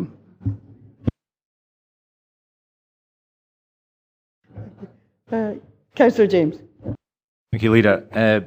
Last year we had the sort of simplistic app, which I thought was a bit of an insult to the residents, but last year we were told that it would be improved over iterations, but I think it looks like it's been dropped. It did have the advantage of being cheap, and when we're faced with problems like climate change, we have a knee-jerk reaction towards more bureaucracy, and with budget cuts it's the same. We've just gone for more bureaucracy to look at it. The consultations, as far as I see it, are fairly low participation numbers, and when you have that, it's generally self-selecting. When it's randomised, people tend to be ill-informed, which isn't really their fault for knowing not exactly all the things that the council does in its various activities, but they weren't presented with a full range of what could be cut. For example, the no compulsory redundancy policy I don't think is on the list of options here. Probably it can't be because we've never modelled what the saving would be if we implement it or took it away. There's, just to take one or two sporadic examples here, if you're confronted by reduced grass cutting and verges, well, if you dig down, which should be our job, you might find, that could be actually good for wildlife, and you might want to do it, or you might want to say, it's very dangerous, and then you wouldn't want to do it. Prioritise major funding for festivals. Well, that's got to be seen in the context of youth beats, but youth beats isn't up as an option here.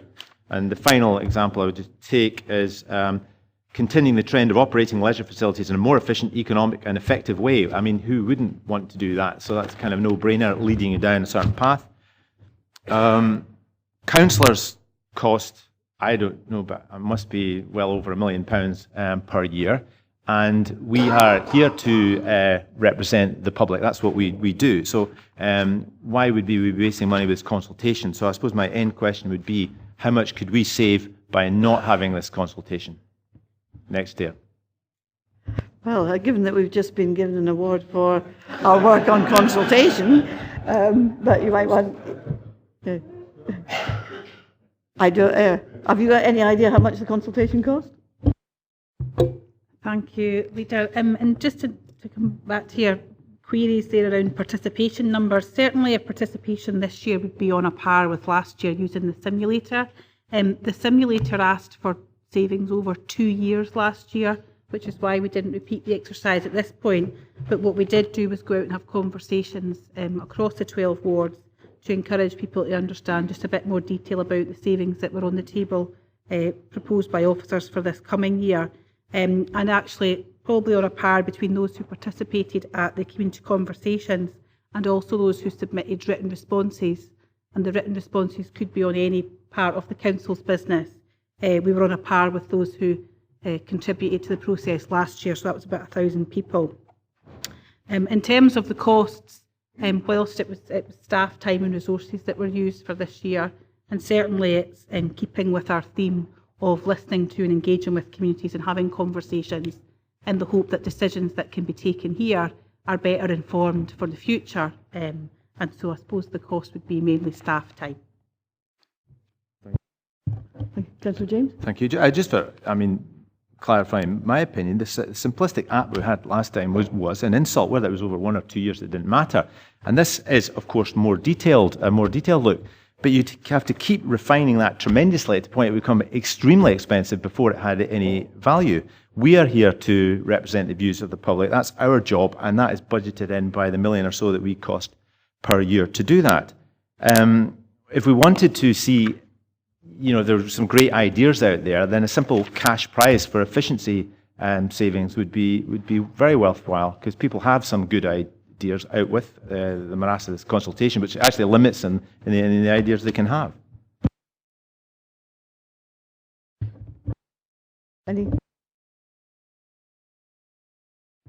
Okay, Councillor Scobie. Thank you, Chair. I think we're going into a busy 2-month, January and February, and I just spoke to Paul just before we came in for the meeting started, and I would welcome some discussion on next year's budget. I'm pleased to hear Adam speak of protecting jobs and services. I think we've made our position clear as a socialist group that we feel enough has been enough, and that we hope that it will reflect in the remarks made by Adam a reasonable budget or council tax that would reflect that. Because I'm looking at page 190, and I think David James said things. We're here to reflect the views of the people and what they say in there. While we, as a group, or I as a person, didn't get much support, there's at least 11% of people would agree with those who are consulted. So I take heart from that. So it's not just in here, there are people out there with the same view. But I think we need to have some serious conversations. I think the paper is premature. Pleased to hear that it's not being considered today or agreed on today, because there are cuts that we just could not accept, and that's on education and the additional support needs. And I think that was generally reflected in the consultation that took place throughout. That we had 700,000 plus last year, and then a projected 500 this year, and it's not accepted by the people. And those who very much needed that additional support. And the same on discussion I've had on anti-poverty, in some of the things in the benefit maximisation team that draw down so much money for the people who are very much in need, not to see a cut there. And the same on school meals, that does go against and flies in the face of our anti-poverty strategy. So I hope that runs through the core of what we're doing in terms of looking at this, and I would hope that I'm able to get the support this time of Labour and the SNP in terms of that we're not going to cap a council tax increase, and we look at something more realistic in 2021. I think that's a comment for our consideration, isn't it? I mean, the templates which are here for our information. They're not, and other than ones which we may choose to agree today, they are there for us to consider in setting the budget. It doesn't mean to say that they would be acceptable to any members, possibly some of them. Councillor Wilson. Thank you, Lee. It's been brought to my attention that there's a typo on the handout that was given. The first option that is listed should be internal 0.2.1 rather than internal 0.2.2, just to make members aware of that. And I just have to say, I mean, we quite often hear David James rambling on about the no compulsory redundancy policy. I think it needs to be made crystal clear that it is a policy. Scrapping that policy does not give you a cut. Scrapping the no compulsory redundancy policy means that you can put in a budget template saying which teams you would cut. And that is one thing that David James will never ever tell us in this chamber. So I think that we just need to be clear about actually what the no compulsory redundancy policy is and actually what that means in terms of the budget setting. Councillor James? Okay, so we just heard that the cost to the council of carrying out its consultation is only staff time. So that's a good example of where inefficiency just is not valued. So we just think, well, just leave it because there's no saving to be made there. And I've asked for the change in policy to be looked at, what the effect that would have. It's not being done. So of course, there's no saving that can be attributed to it. But no one in their right mind surely is going to argue that it is not extremely inefficient to have a no compulsory redundancy policy when you're cutting staff. I mean, that's. I hope you're not actually arguing that. That's crazy that you can't quantify it. That may be a fact, but to say that wouldn't bring tremendous efficiency savings and thereby cost savings is clearly wrong. I hope you agree with that.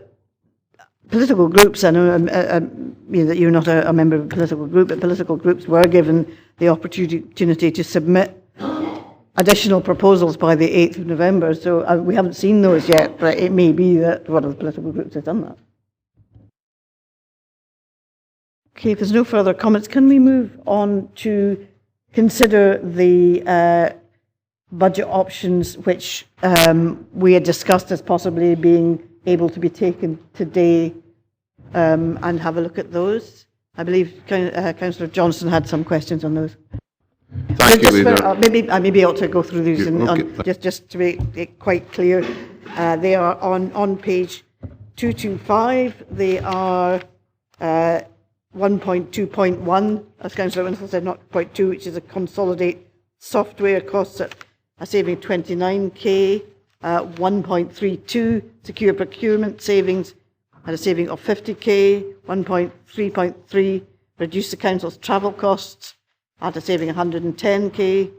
1.4.1 reduce borrowing costs, a saving of 2.02 million. 1.4.2 reduce the rates paid for council properties, and 1.5.5 consolidation of roles and resources within the assessor and electoral registration office.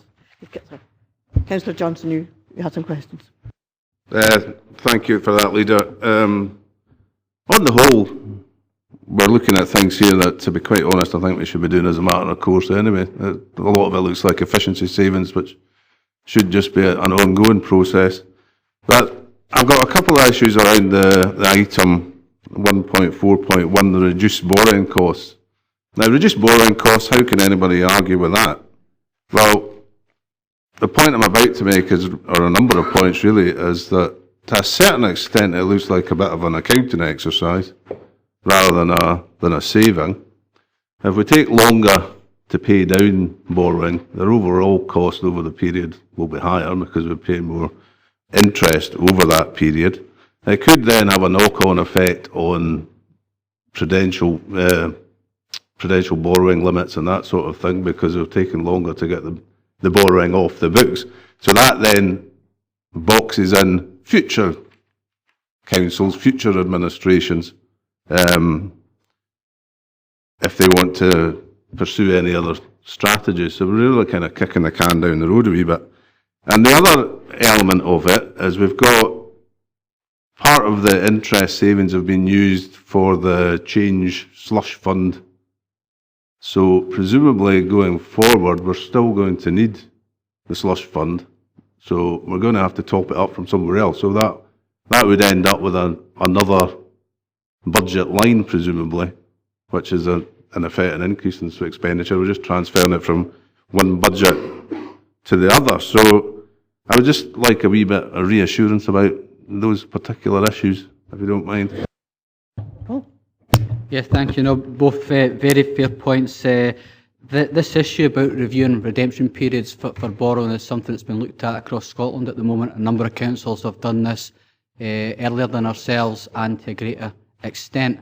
That point you've made there regarding pushing payments into the future rather than making a saving is something we've given serious consideration to and discussed with our advisors in relation to this. What we've taken is what I would say is a very prudent approach. At the moment, we're probably overly prudent in terms of how quickly we pay off our borrowing. The model for local government is that borrowing should be paid off over a lifetime of the relevant assets. We are currently paying off our borrowing well in advance of that, so we still have significant levels of assets where the borrowing has been fully paid off. That's a good position and is one we'd like to retain to a large extent. However, we feel as though, particularly in recent years, where the lifetime of our capital programme has been extended in general with some of the bigger developments, that there's actually scope to reasonably extend that period in a balanced way, and that's why we've reflected that in this report and in this proposal. It's not the only element of that saving. There is also the issue of locking in lower borrowing rates where we've already secured them. So it's very much a kind of rounded, balanced approach to how we're managing the council's borrowing and the repayment of that borrowing to support capital expenditure.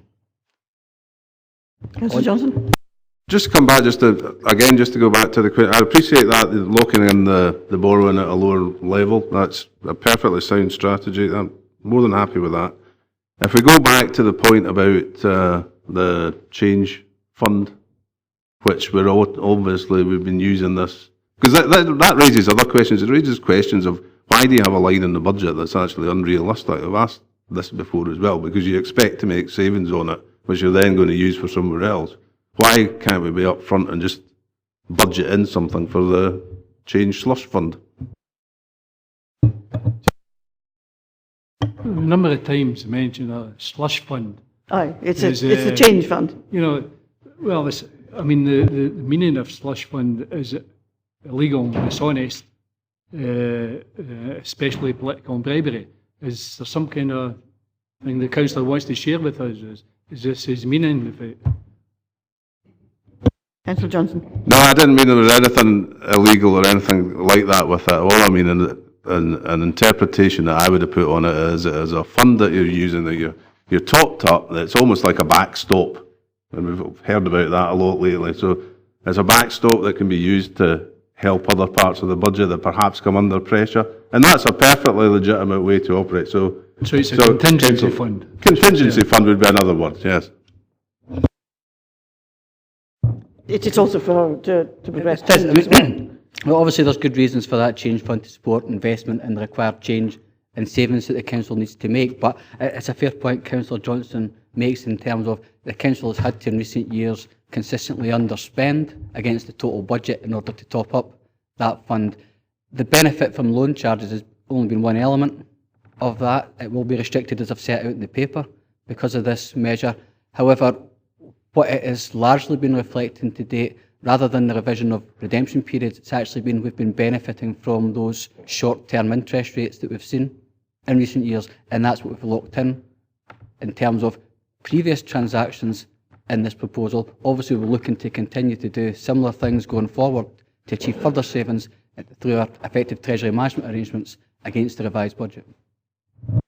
And there were two additions to the change fund reported to the last Finance, Procurement and Transformation Committee. Councillor Wilson.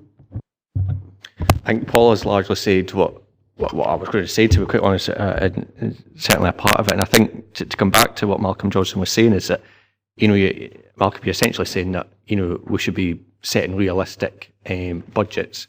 And I think that actually taking this budget option helps to achieve that. We know that there's lowered interest rates that are available and that we've been making good use of, that we've been doing that everyday practice. But we also know that there are a number of projects for various reasons in the capital investment strategy that have been delayed. That we also know that there's a couple of those that will not start at the beginning of the financial year. So you don't necessarily borrow that money at the beginning of the financial year, which in turn generates you that saving, and which up until now we've been putting into a change fund. And I think actually I agree with Malcolm Johnson that if we should be setting that realistic budget line, if we're not going to spend 100% of that budget, then we should be being upfront and honest about that now. And I think that actually that's what this budget saving helps to achieve, so that we can make sure that money is redirected to other services or in a different way at the beginning of the financial year, rather than allocating it into the change fund at the end of the financial year. Agreed. Councillor Ian Carruthers. Thank you, Leader. Just in the back of the question that's been asked, the answer has been given. Maybe it'll be a difficult question to answer. So, Paul, when I read this and to try and understand it, I was seeing it like a remortgage. So, say we're at £100,000, we're halfway through that loan, and we're going back to the bank saying, okay, you've got to give us a better rate, but over the longer term. So, in real terms, we're paying more money over the longer term. We might be reducing our revenue on an annual basis, but over the longer term. And I was trying to get a grasp of what that figure was. And from the information in front, I couldn't see what that figure was at all, anything like it. Was it an extra 50,000 or an extra 5 million? So I think we have to have some kind of indication to how much extra money we'd be actually paying over the term. What we've actually looked at as part of this proposal has been the net present value of the future payments. So obviously, the later you make a payment, the less value it has in current terms. And what we've identified is that this is a balanced approach in terms of net present value. So what I can try and do is come back to you with further details on that, so members are a bit more comfortable with this measure, because I appreciate it is a significant amount. It's actually an ongoing exercise as well, as I've reflected in the paper, because we are looking at the approach for the repayment of our borrowing on an ongoing basis, potentially to see if there's further savings in that we'd like to reflect, but we'll obviously come back to members with significant further detail on that. I think that's very good answer, Leader. I just wondered if it is premature and we reconsider this 1.4.1 in February time. There could be a bigger picture here with potentially more savings, is what I've just heard. If there was, we could have an additional saving at that point. Councillor James. Thank you. I think it was in the 90s that Mitsubishi launched a car that was completely characterless, and so they must have had a team meeting, and then they decided, yeah, well, we better call that the Charisma. And I think there was a similar process when we called this the Transformation, because it is, as Councillor Johnson said, just good housekeeping that you should be doing in the good times. I've only one question today about it, and that refers to one of the items we're going to proceed with, 1.312. It's on the procurement, page 274. And we have an annual procurement spend of 200 million, and we're going to save 50,000, albeit on top of some figure that we've got before, and I suppose that's an ongoing of the 1920 figure, but it wouldn't be very large unless it's on top of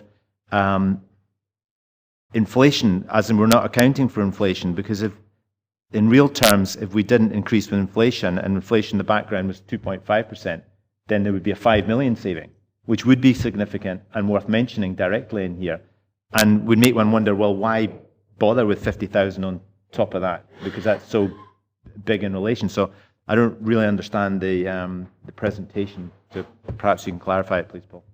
Well, inflation is taken into account when the funding gap is calculated. Inflation is taken into account at that stage, I believe, but Paul will be able to explain it a lot better. A couple, 2 or 3 things on this. As Councillor James says, this is an additional saving over and above those previously agreed. What you've agreed in the last 3 years is £150,000 increase in procurement savings per annum. So the total by next year will be £450,000. This will take it to 500 with this increase that's reflected there. So it's a material amount. It is over and above the cost avoidance savings that we've been able to achieve through our procurement activities. So where we know that a contract or the cost of purchases is going to increase, if effective procurement manages to limit or remove that increase, we don't bring that forward as a saving into the budget process, but it avoids members having to consider that increase as a pressure. As the leader points out, we do make provision in the budget for inflationary uplifts, but not across the board. What we found a number of years ago was that when you did that, you were effectively exaggerating the savings requirement, because you're making an allowance for inflation that may or not come to fruition. So what we've done is since a number of years ago, we've put in a general allowance for inflation and only released that to address specific inflationary pressures. So we've previously addressed things like fuel increases, oil prices, food cost increases, rather than applying that across the board. So that's the approach we take. And these procurement savings are over and above where our effective procurement activity avoids inflation increases in other areas. Just round off to say, thank you very much, Leader. So just round off to say that, in my opinion, if we were going to get big cuts again, we've had some big cuts, the 500,000 reduction on procurement per year on year isn't good enough even for good housekeeping in normal times, but it's just not enough in the times we live in. I'd ask Councillor James if he wants to engage with the procurement team to see what we actually buy. When he's talking about care home contracts to put the living wage into our care staff, etc., which will increase the cost. So therefore, if Councillor James wishes the full detail of what we actually spend and comes back with some suggestions on where we'd cut it, we'd certainly make that public. Thank you. Might take them up, because it means the procurement that has been at the heart of our big disasters like DG1. It is the single thing that we're worst at. I'd be surprised if we're efficient at buying any service, but I'm happy to have a look at it. Obviously, I think that's a little unfair. We actually have some very good staff in procurement, very impressive staff in procurement. So I think that's a little unfair, particularly if they're not here to defend I mean, in a contract. So if I just could again. Let's move on. Okay. Are we ready to look at the recommendations? And I know it may be that... Oh, sorry, Councillor McClelland. Yeah, it's just a small technicality, Chair. The recommendation at 2.6, the references are preceded by the letter I. It's not number 1. It's I21, I32, etc. And it's just for accuracy, let's call them what they're referred to as I rather than number 1, in case we get a 15-minute debate at the start of the next council meeting. I'm glad you pointed. I actually thought they were 1, but of course that makes much more sense. I for internal options, and the others are E for external engagement. Councillor Hislop. It's maybe another technical point if we're looking at these. In February, if it's February when we make our budget, we'll be asked to impact assess any proposals. Could we have sight of the impact assessment of the proposal that's in front of us today, please?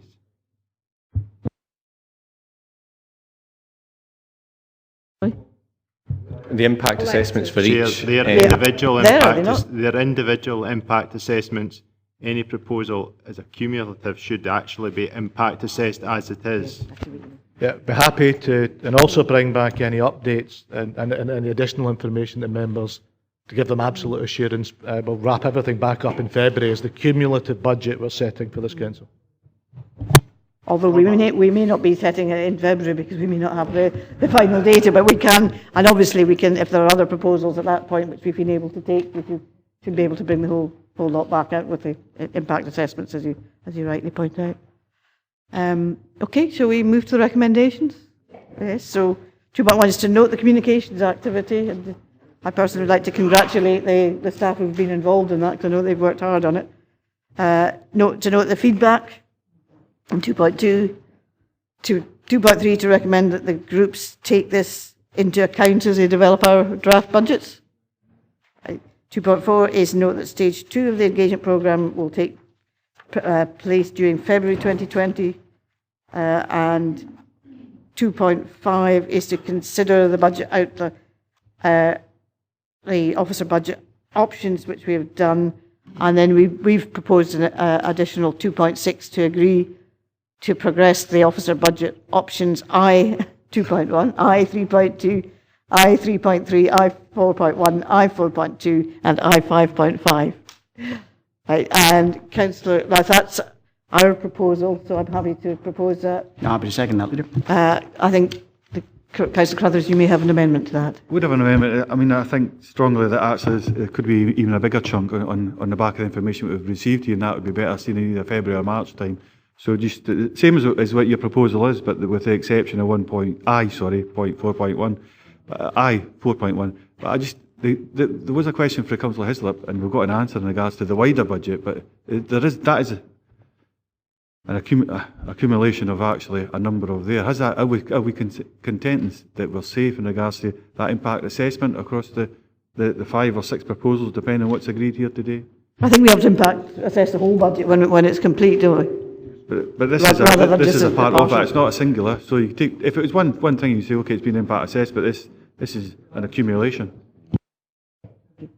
Councillor Nicholson? This decision then becomes part of the whole budget. So you have that assessed with that.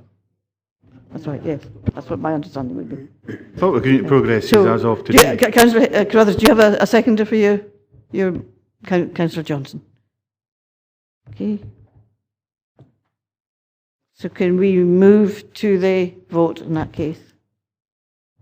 So just to clarify then, the motion proposed by the leader, seconded by the deputies to agree a new recommendation 2.6 as circulated, and the amendment from Councillor Carruthers, seconded by Councillor Johnson, is it to agree those with the exception of I 4.1?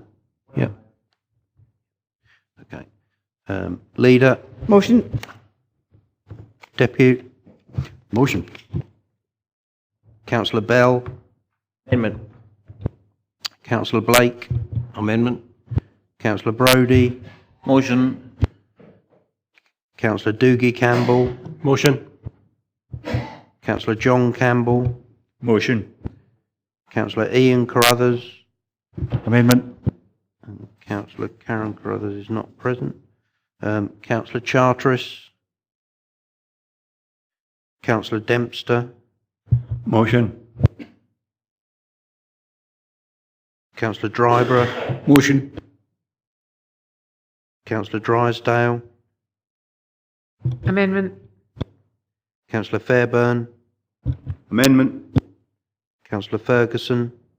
Motion. Councillor Giusty? Councillor Hislop? Councillor Ingalls? Councillor James? Councillor Johnston? Amendment. Councillor Lever? Motion. Councillor McGregor? Councillor Maitland? Motion. Councillor Marshall? Motion. Councillor Martin? Councillor McClelland? Motion. Councillor McComb? Motion. Councillor McKee? Motion. Councillor Nicholson? Motion. Councillor Ronnie is not present. Councillor Scobie? Motion. Councillor Stitt? Motion. Councillor Surtees? Motion.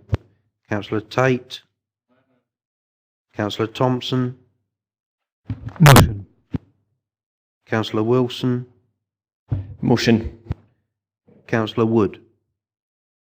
Motion. Councillor Young? Motion.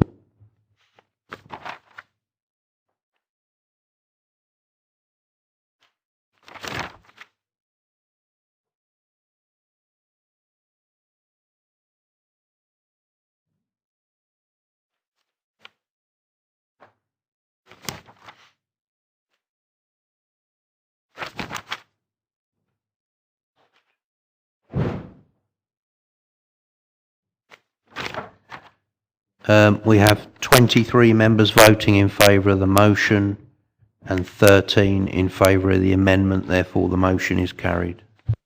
Thank you. Now, we have 4 items left on the agenda, but I don't believe that they will take very long. So I'm going to. I'm often wrong on this issue, but my suggestion is that we take those and then we break for lunch, and then people know that they.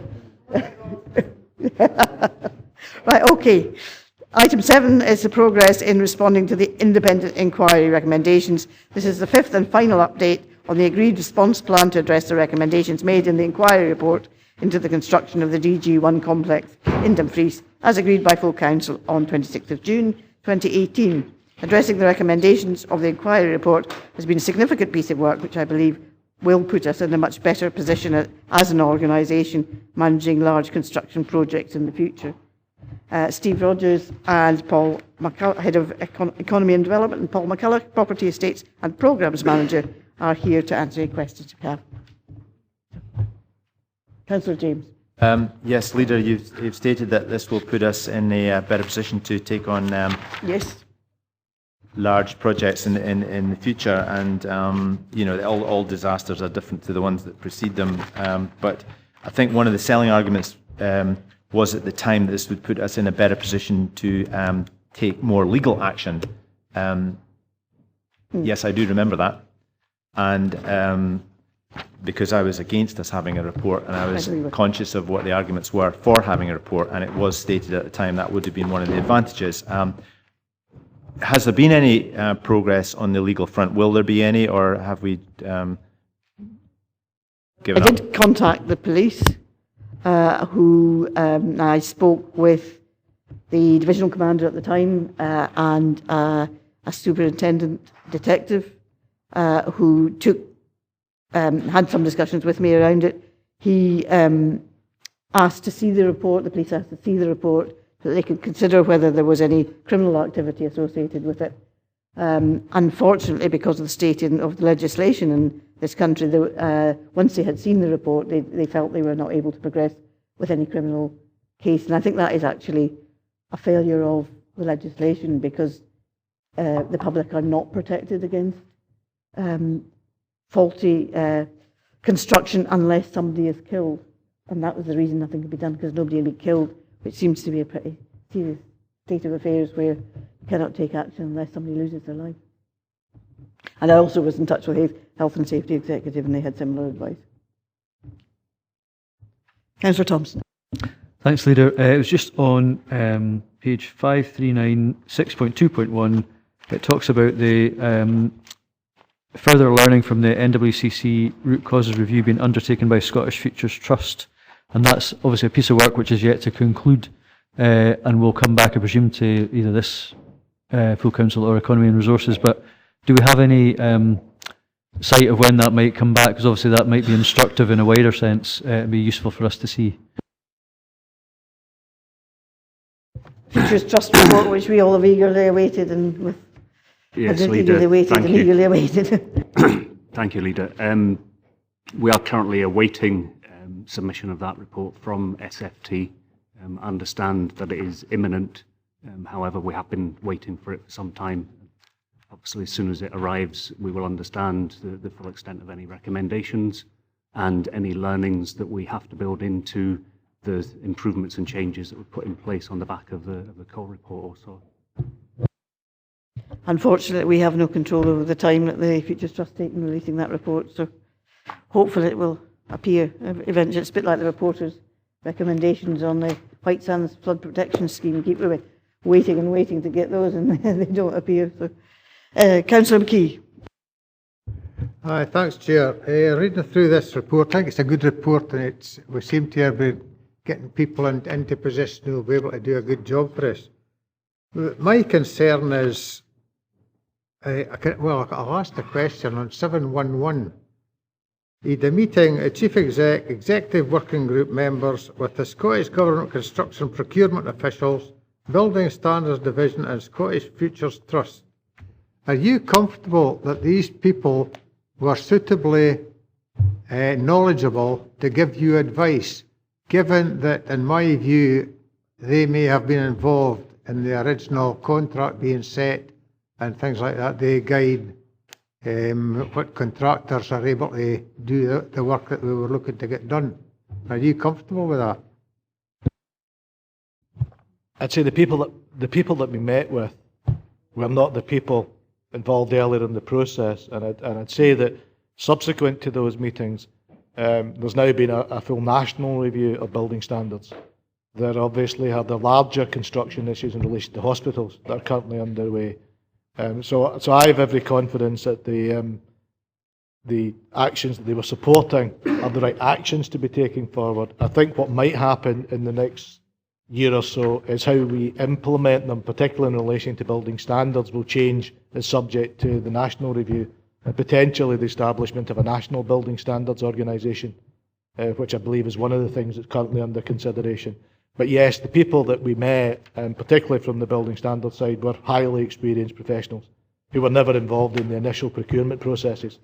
So I'm pretty confident these are the right actions. How they might subsequently be delivered in a national context may change, subject to the Parliament reviews that are planned for next year. They won't be able to answer, but I think that addresses the issue. Thanks very much. So if there are no... Councillor Hislop. Thank you, Leader. Just wondering, have all the actions that have been identified to be completed complete? Because we see this, that there are ongoing issues. As in, we know what we want to do, but have we actually implemented what we have to do? I think some of the ones under building standards we had to get, we know where we want to be and where we want to go, but have we actually taken those steps to get to the end of that, or have we just agreed the action plan but not actually implemented it yet? Well, this is the response plan, isn't it, really, rather than the implementation plan? Leader, yes, thank you. The response plan contained 34 recommendations, and I think the purpose of this report is to outline where we've got to in implementing each of those 34 recommendations. So those 34 recommendations have now all been met. However, this is not a question of drawing a line under this, because there are elements, as Councillor Hislop says, where we will have to continually test and learn and improve some of these new processes. And there is still further learning to come forward in the shape of, for example, the lessons learned around North West Campus, which again will have to be reviewed and possibly built into making further improvements to some of the processes and procedures that we've now put in place. But I would say that all of the key, and I would assure members that all of the key action points are now in place, and for some time now we have already started adopting a number of these new ways of working around our major capital projects. Thanks. Councillor McClelland? Yes, thanks, Leader. It's maybe in conjunction with this report. Now, we had a main contractor and a number of subcontractors worked on this project, and we saw significant concerns and substandard issues that were reflected in Professor Cole's report. Have we taken any steps to removing the contractor and subcontractors from our approved contractors list for any future works? Paul? Thanks, Chair. So my understanding is that obviously we had the main contractor for DG1 who was here, and obviously an amount of subcontractors that sat underneath that. My understanding was, or is, that the council did take a decision going forward that these contractors and subcontractors would not be used. Councillor Carruthers. Taking into consideration what you said at the start of this, I'm not looking to prolong it by any means, but I just wonder, we spent a lot of money on the inquiry. So DG1 was one aspect, obviously feeding into that is North West Community Campus, is just kind of additional layers. So in regards to our policies, procedures and the frameworks in place, it wasn't fit for purpose, and we've got a new structure in place now. We really need to have the reassurance that this was value for money, because I still haven't got that evidence in front of me at this point in time. If it's not now, at what point in the future will actually say, okay, this money we spent in the inquiry, it was worth it? Not quite sure how we would demonstrate that. This is what members required us to do. I'll leave it at that. As an officer, I was required to undertake this work. This work has been undertaken and completed. It wasn't meant as a political question. It maybe ended up as one. It certainly wasn't meant as that. But I mean, it was a genuine value for money question, as quite often my questions are. But we did spend a lot of money. It wasn't political, not a chance. We spent a lot of money in this inquiry. We actually voted against it as a group. We want to make sure that these policies, procedures, decisions that have been made are fit for purpose, and we get benefits from that. It's a real question. Well, I think. Well, Paul. Yeah, thank you, Chair. I think in terms of the council taking that holistic look at the approach taken to major construction projects, I think the information contained within the Cole report, not just in terms of how we manage the construction process, but it also talks about building standards input, and also how we go on then and properly maintain buildings.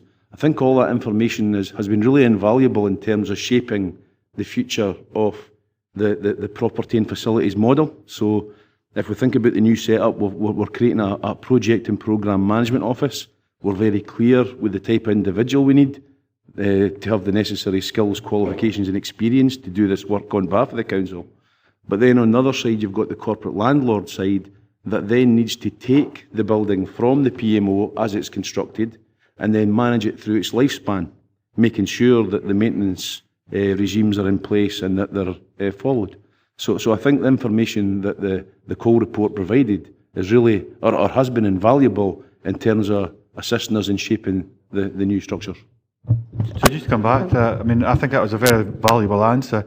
And ultimately, when I read this report, that's what I wanted to hear. The structures we have in place now are black and white, chalk and cheese to what they were previously, and we have something that is absolutely fit for purpose and will potentially stop any future conflicts. I think it's difficult to quantify because, we don't know how much money we would lose if we made the mistakes again. So it is actually, it's preventative, and we can't. If we don't make the mistakes, we can't see how much money we've saved by not making them. If you see what I mean. Yeah, Councillor Curls, I now understand a bit better the question. So, where I think this will come to play is when we cost the risk of a contract and a large capital contract. So, when we are successful in the Learning Town Phase 2, how we engage with members on the demonstration of the quantification of risk and the costing of that risk across the project is where we will be able to take the processes we've now put in place and actually cost on the various scenarios of, so therefore members will be able to see what would happen if we didn't adequately control this part. So we'll be able to bring that as part of the proposals in advance of making tenders or bids for members' consideration, and that would fit ideally into the new procurement arrangements that we've put in place. So yes, that'll be the point of clarification. We'll be able to cost the risk of along a large capital project that we've never been able to do effectively in the past for members' consideration before we accept and put out tenders. Councillor Wills? Sorry, many of my points have been said, although, Councillor Curls did say that his questions are always value for money. We should maybe remember that the pound has tumbled today, so his questions maybe aren't as valuable as what they were this morning, but the rest of my points have been made. Councillor Young. Thank you, Chair. Do we know if the Cole report has influenced the procurement processes or methodology in construction projects elsewhere in Scotland? Has this changed anything anywhere? Thank you, Chair. There is a group, the Scottish Heads of Property Group, where all people like myself meet from across Scotland. The Cole report has been discussed at several meetings of this group, and really there is a whole drive for construction quality across Scotland now.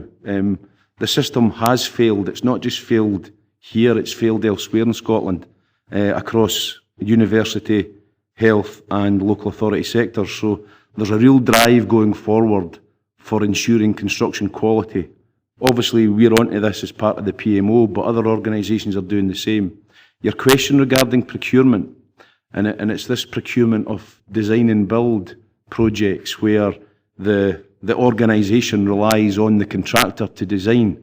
There is a feeling that type of procurement does not deliver best value and perhaps doesn't deliver quality to the satisfaction of the incumbent client.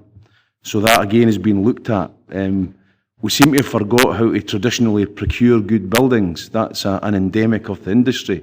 But I think the thought process going forward is that we engage in the more traditional route of the client designing all of the product and then putting it out to tender, rather than the contractor telling you what you're getting as part of a performance specification, if that makes sense. Professor Cole himself has given evidence both to the Building Standards Review and to Parliament itself in relation to his best advice and also confidential information, because he met with all of the main companies and contractors in Scotland in a closed session, and he fed back the information from that, which was actually perhaps the most revealing information that he was able to give Parliament, is actually what the profession said about itself.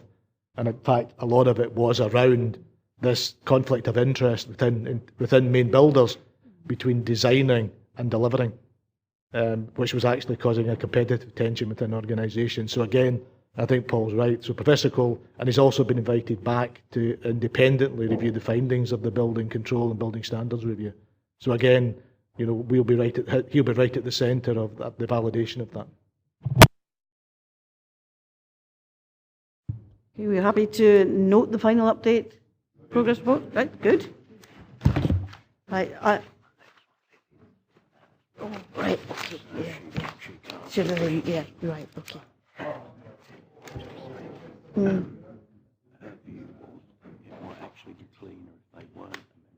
Yes, Stephen Thompson's on. Okay, item 8 is appointment to an outside body, the Dumfries and Galloway Drugs and Alcohol Partnership. This report seeks the approval for the appointment of one member to the Dumfries and Galloway Drugs and Alcohol Partnership. Social Work Services have recommended full council to consider the matter, as the partnership had requested that the nominated member be drawn for membership of the Integration Joint Board. However, I think Lillian, our Chief Social Work Officer, has a different point of view, that there could in fact be a conflict of interest if that was the case. I also understand that we do have a volunteer to take up the position who is not a member of the IJB. Thanks, Leader. I had just raised the comment that despite the request from the ADP that it be a member of the Integrated Joint Board, that the ADP does report directly through the Health and Social Care Partnership, and consequently that may be a challenge in terms of that elected member also being a member of the board. Thank you. Nominate Stephen Thompson, Chair. Yes, I believe Councillor Thompson has expressed a willingness to take up the position. I mean, I'm happy to serve the council in that regard, but I think I'm aware that I'm a substitute member for the Integration Joint Board, and while I would hope to be able to manage any conflict of interest as and when, or if it occurs, if that's going to be an issue, then it might be better if I don't. But I would ask Nick and or Lillian if they could advise if that would be an issue from a substitute member. Maybe advise whether there's an issue with a substitute. I wouldn't anticipate that would be an issue. Okay. Good. Agreed. Well done. Well done, that man. Right. Okay. We can move on quickly to the moving on seconding of minutes in item 9. So we have to have a mover and seconder for the Uncommon Good Fund Subcommittee of the 27th of November. Happy to move, Chair. Good. Happy to second, Chair. The Civic Government Licensing Panel of the 26th of November. Happy to move, Chair. Happy to second.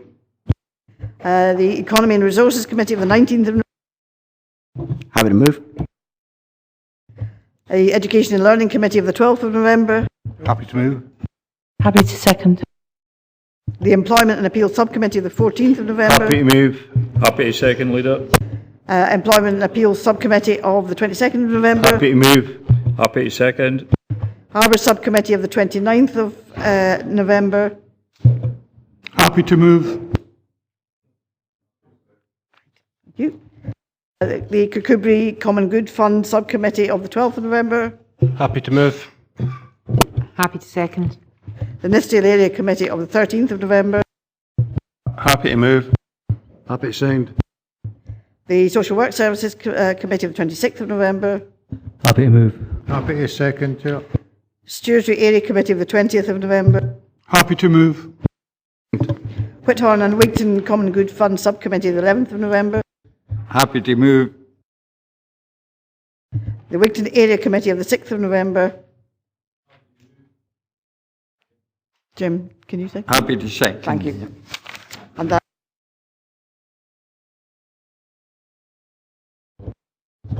all that remains to say is to wish members a happy Christmas and a good New Year, and see you in January. And I hope if the cake's not good, I'll run away.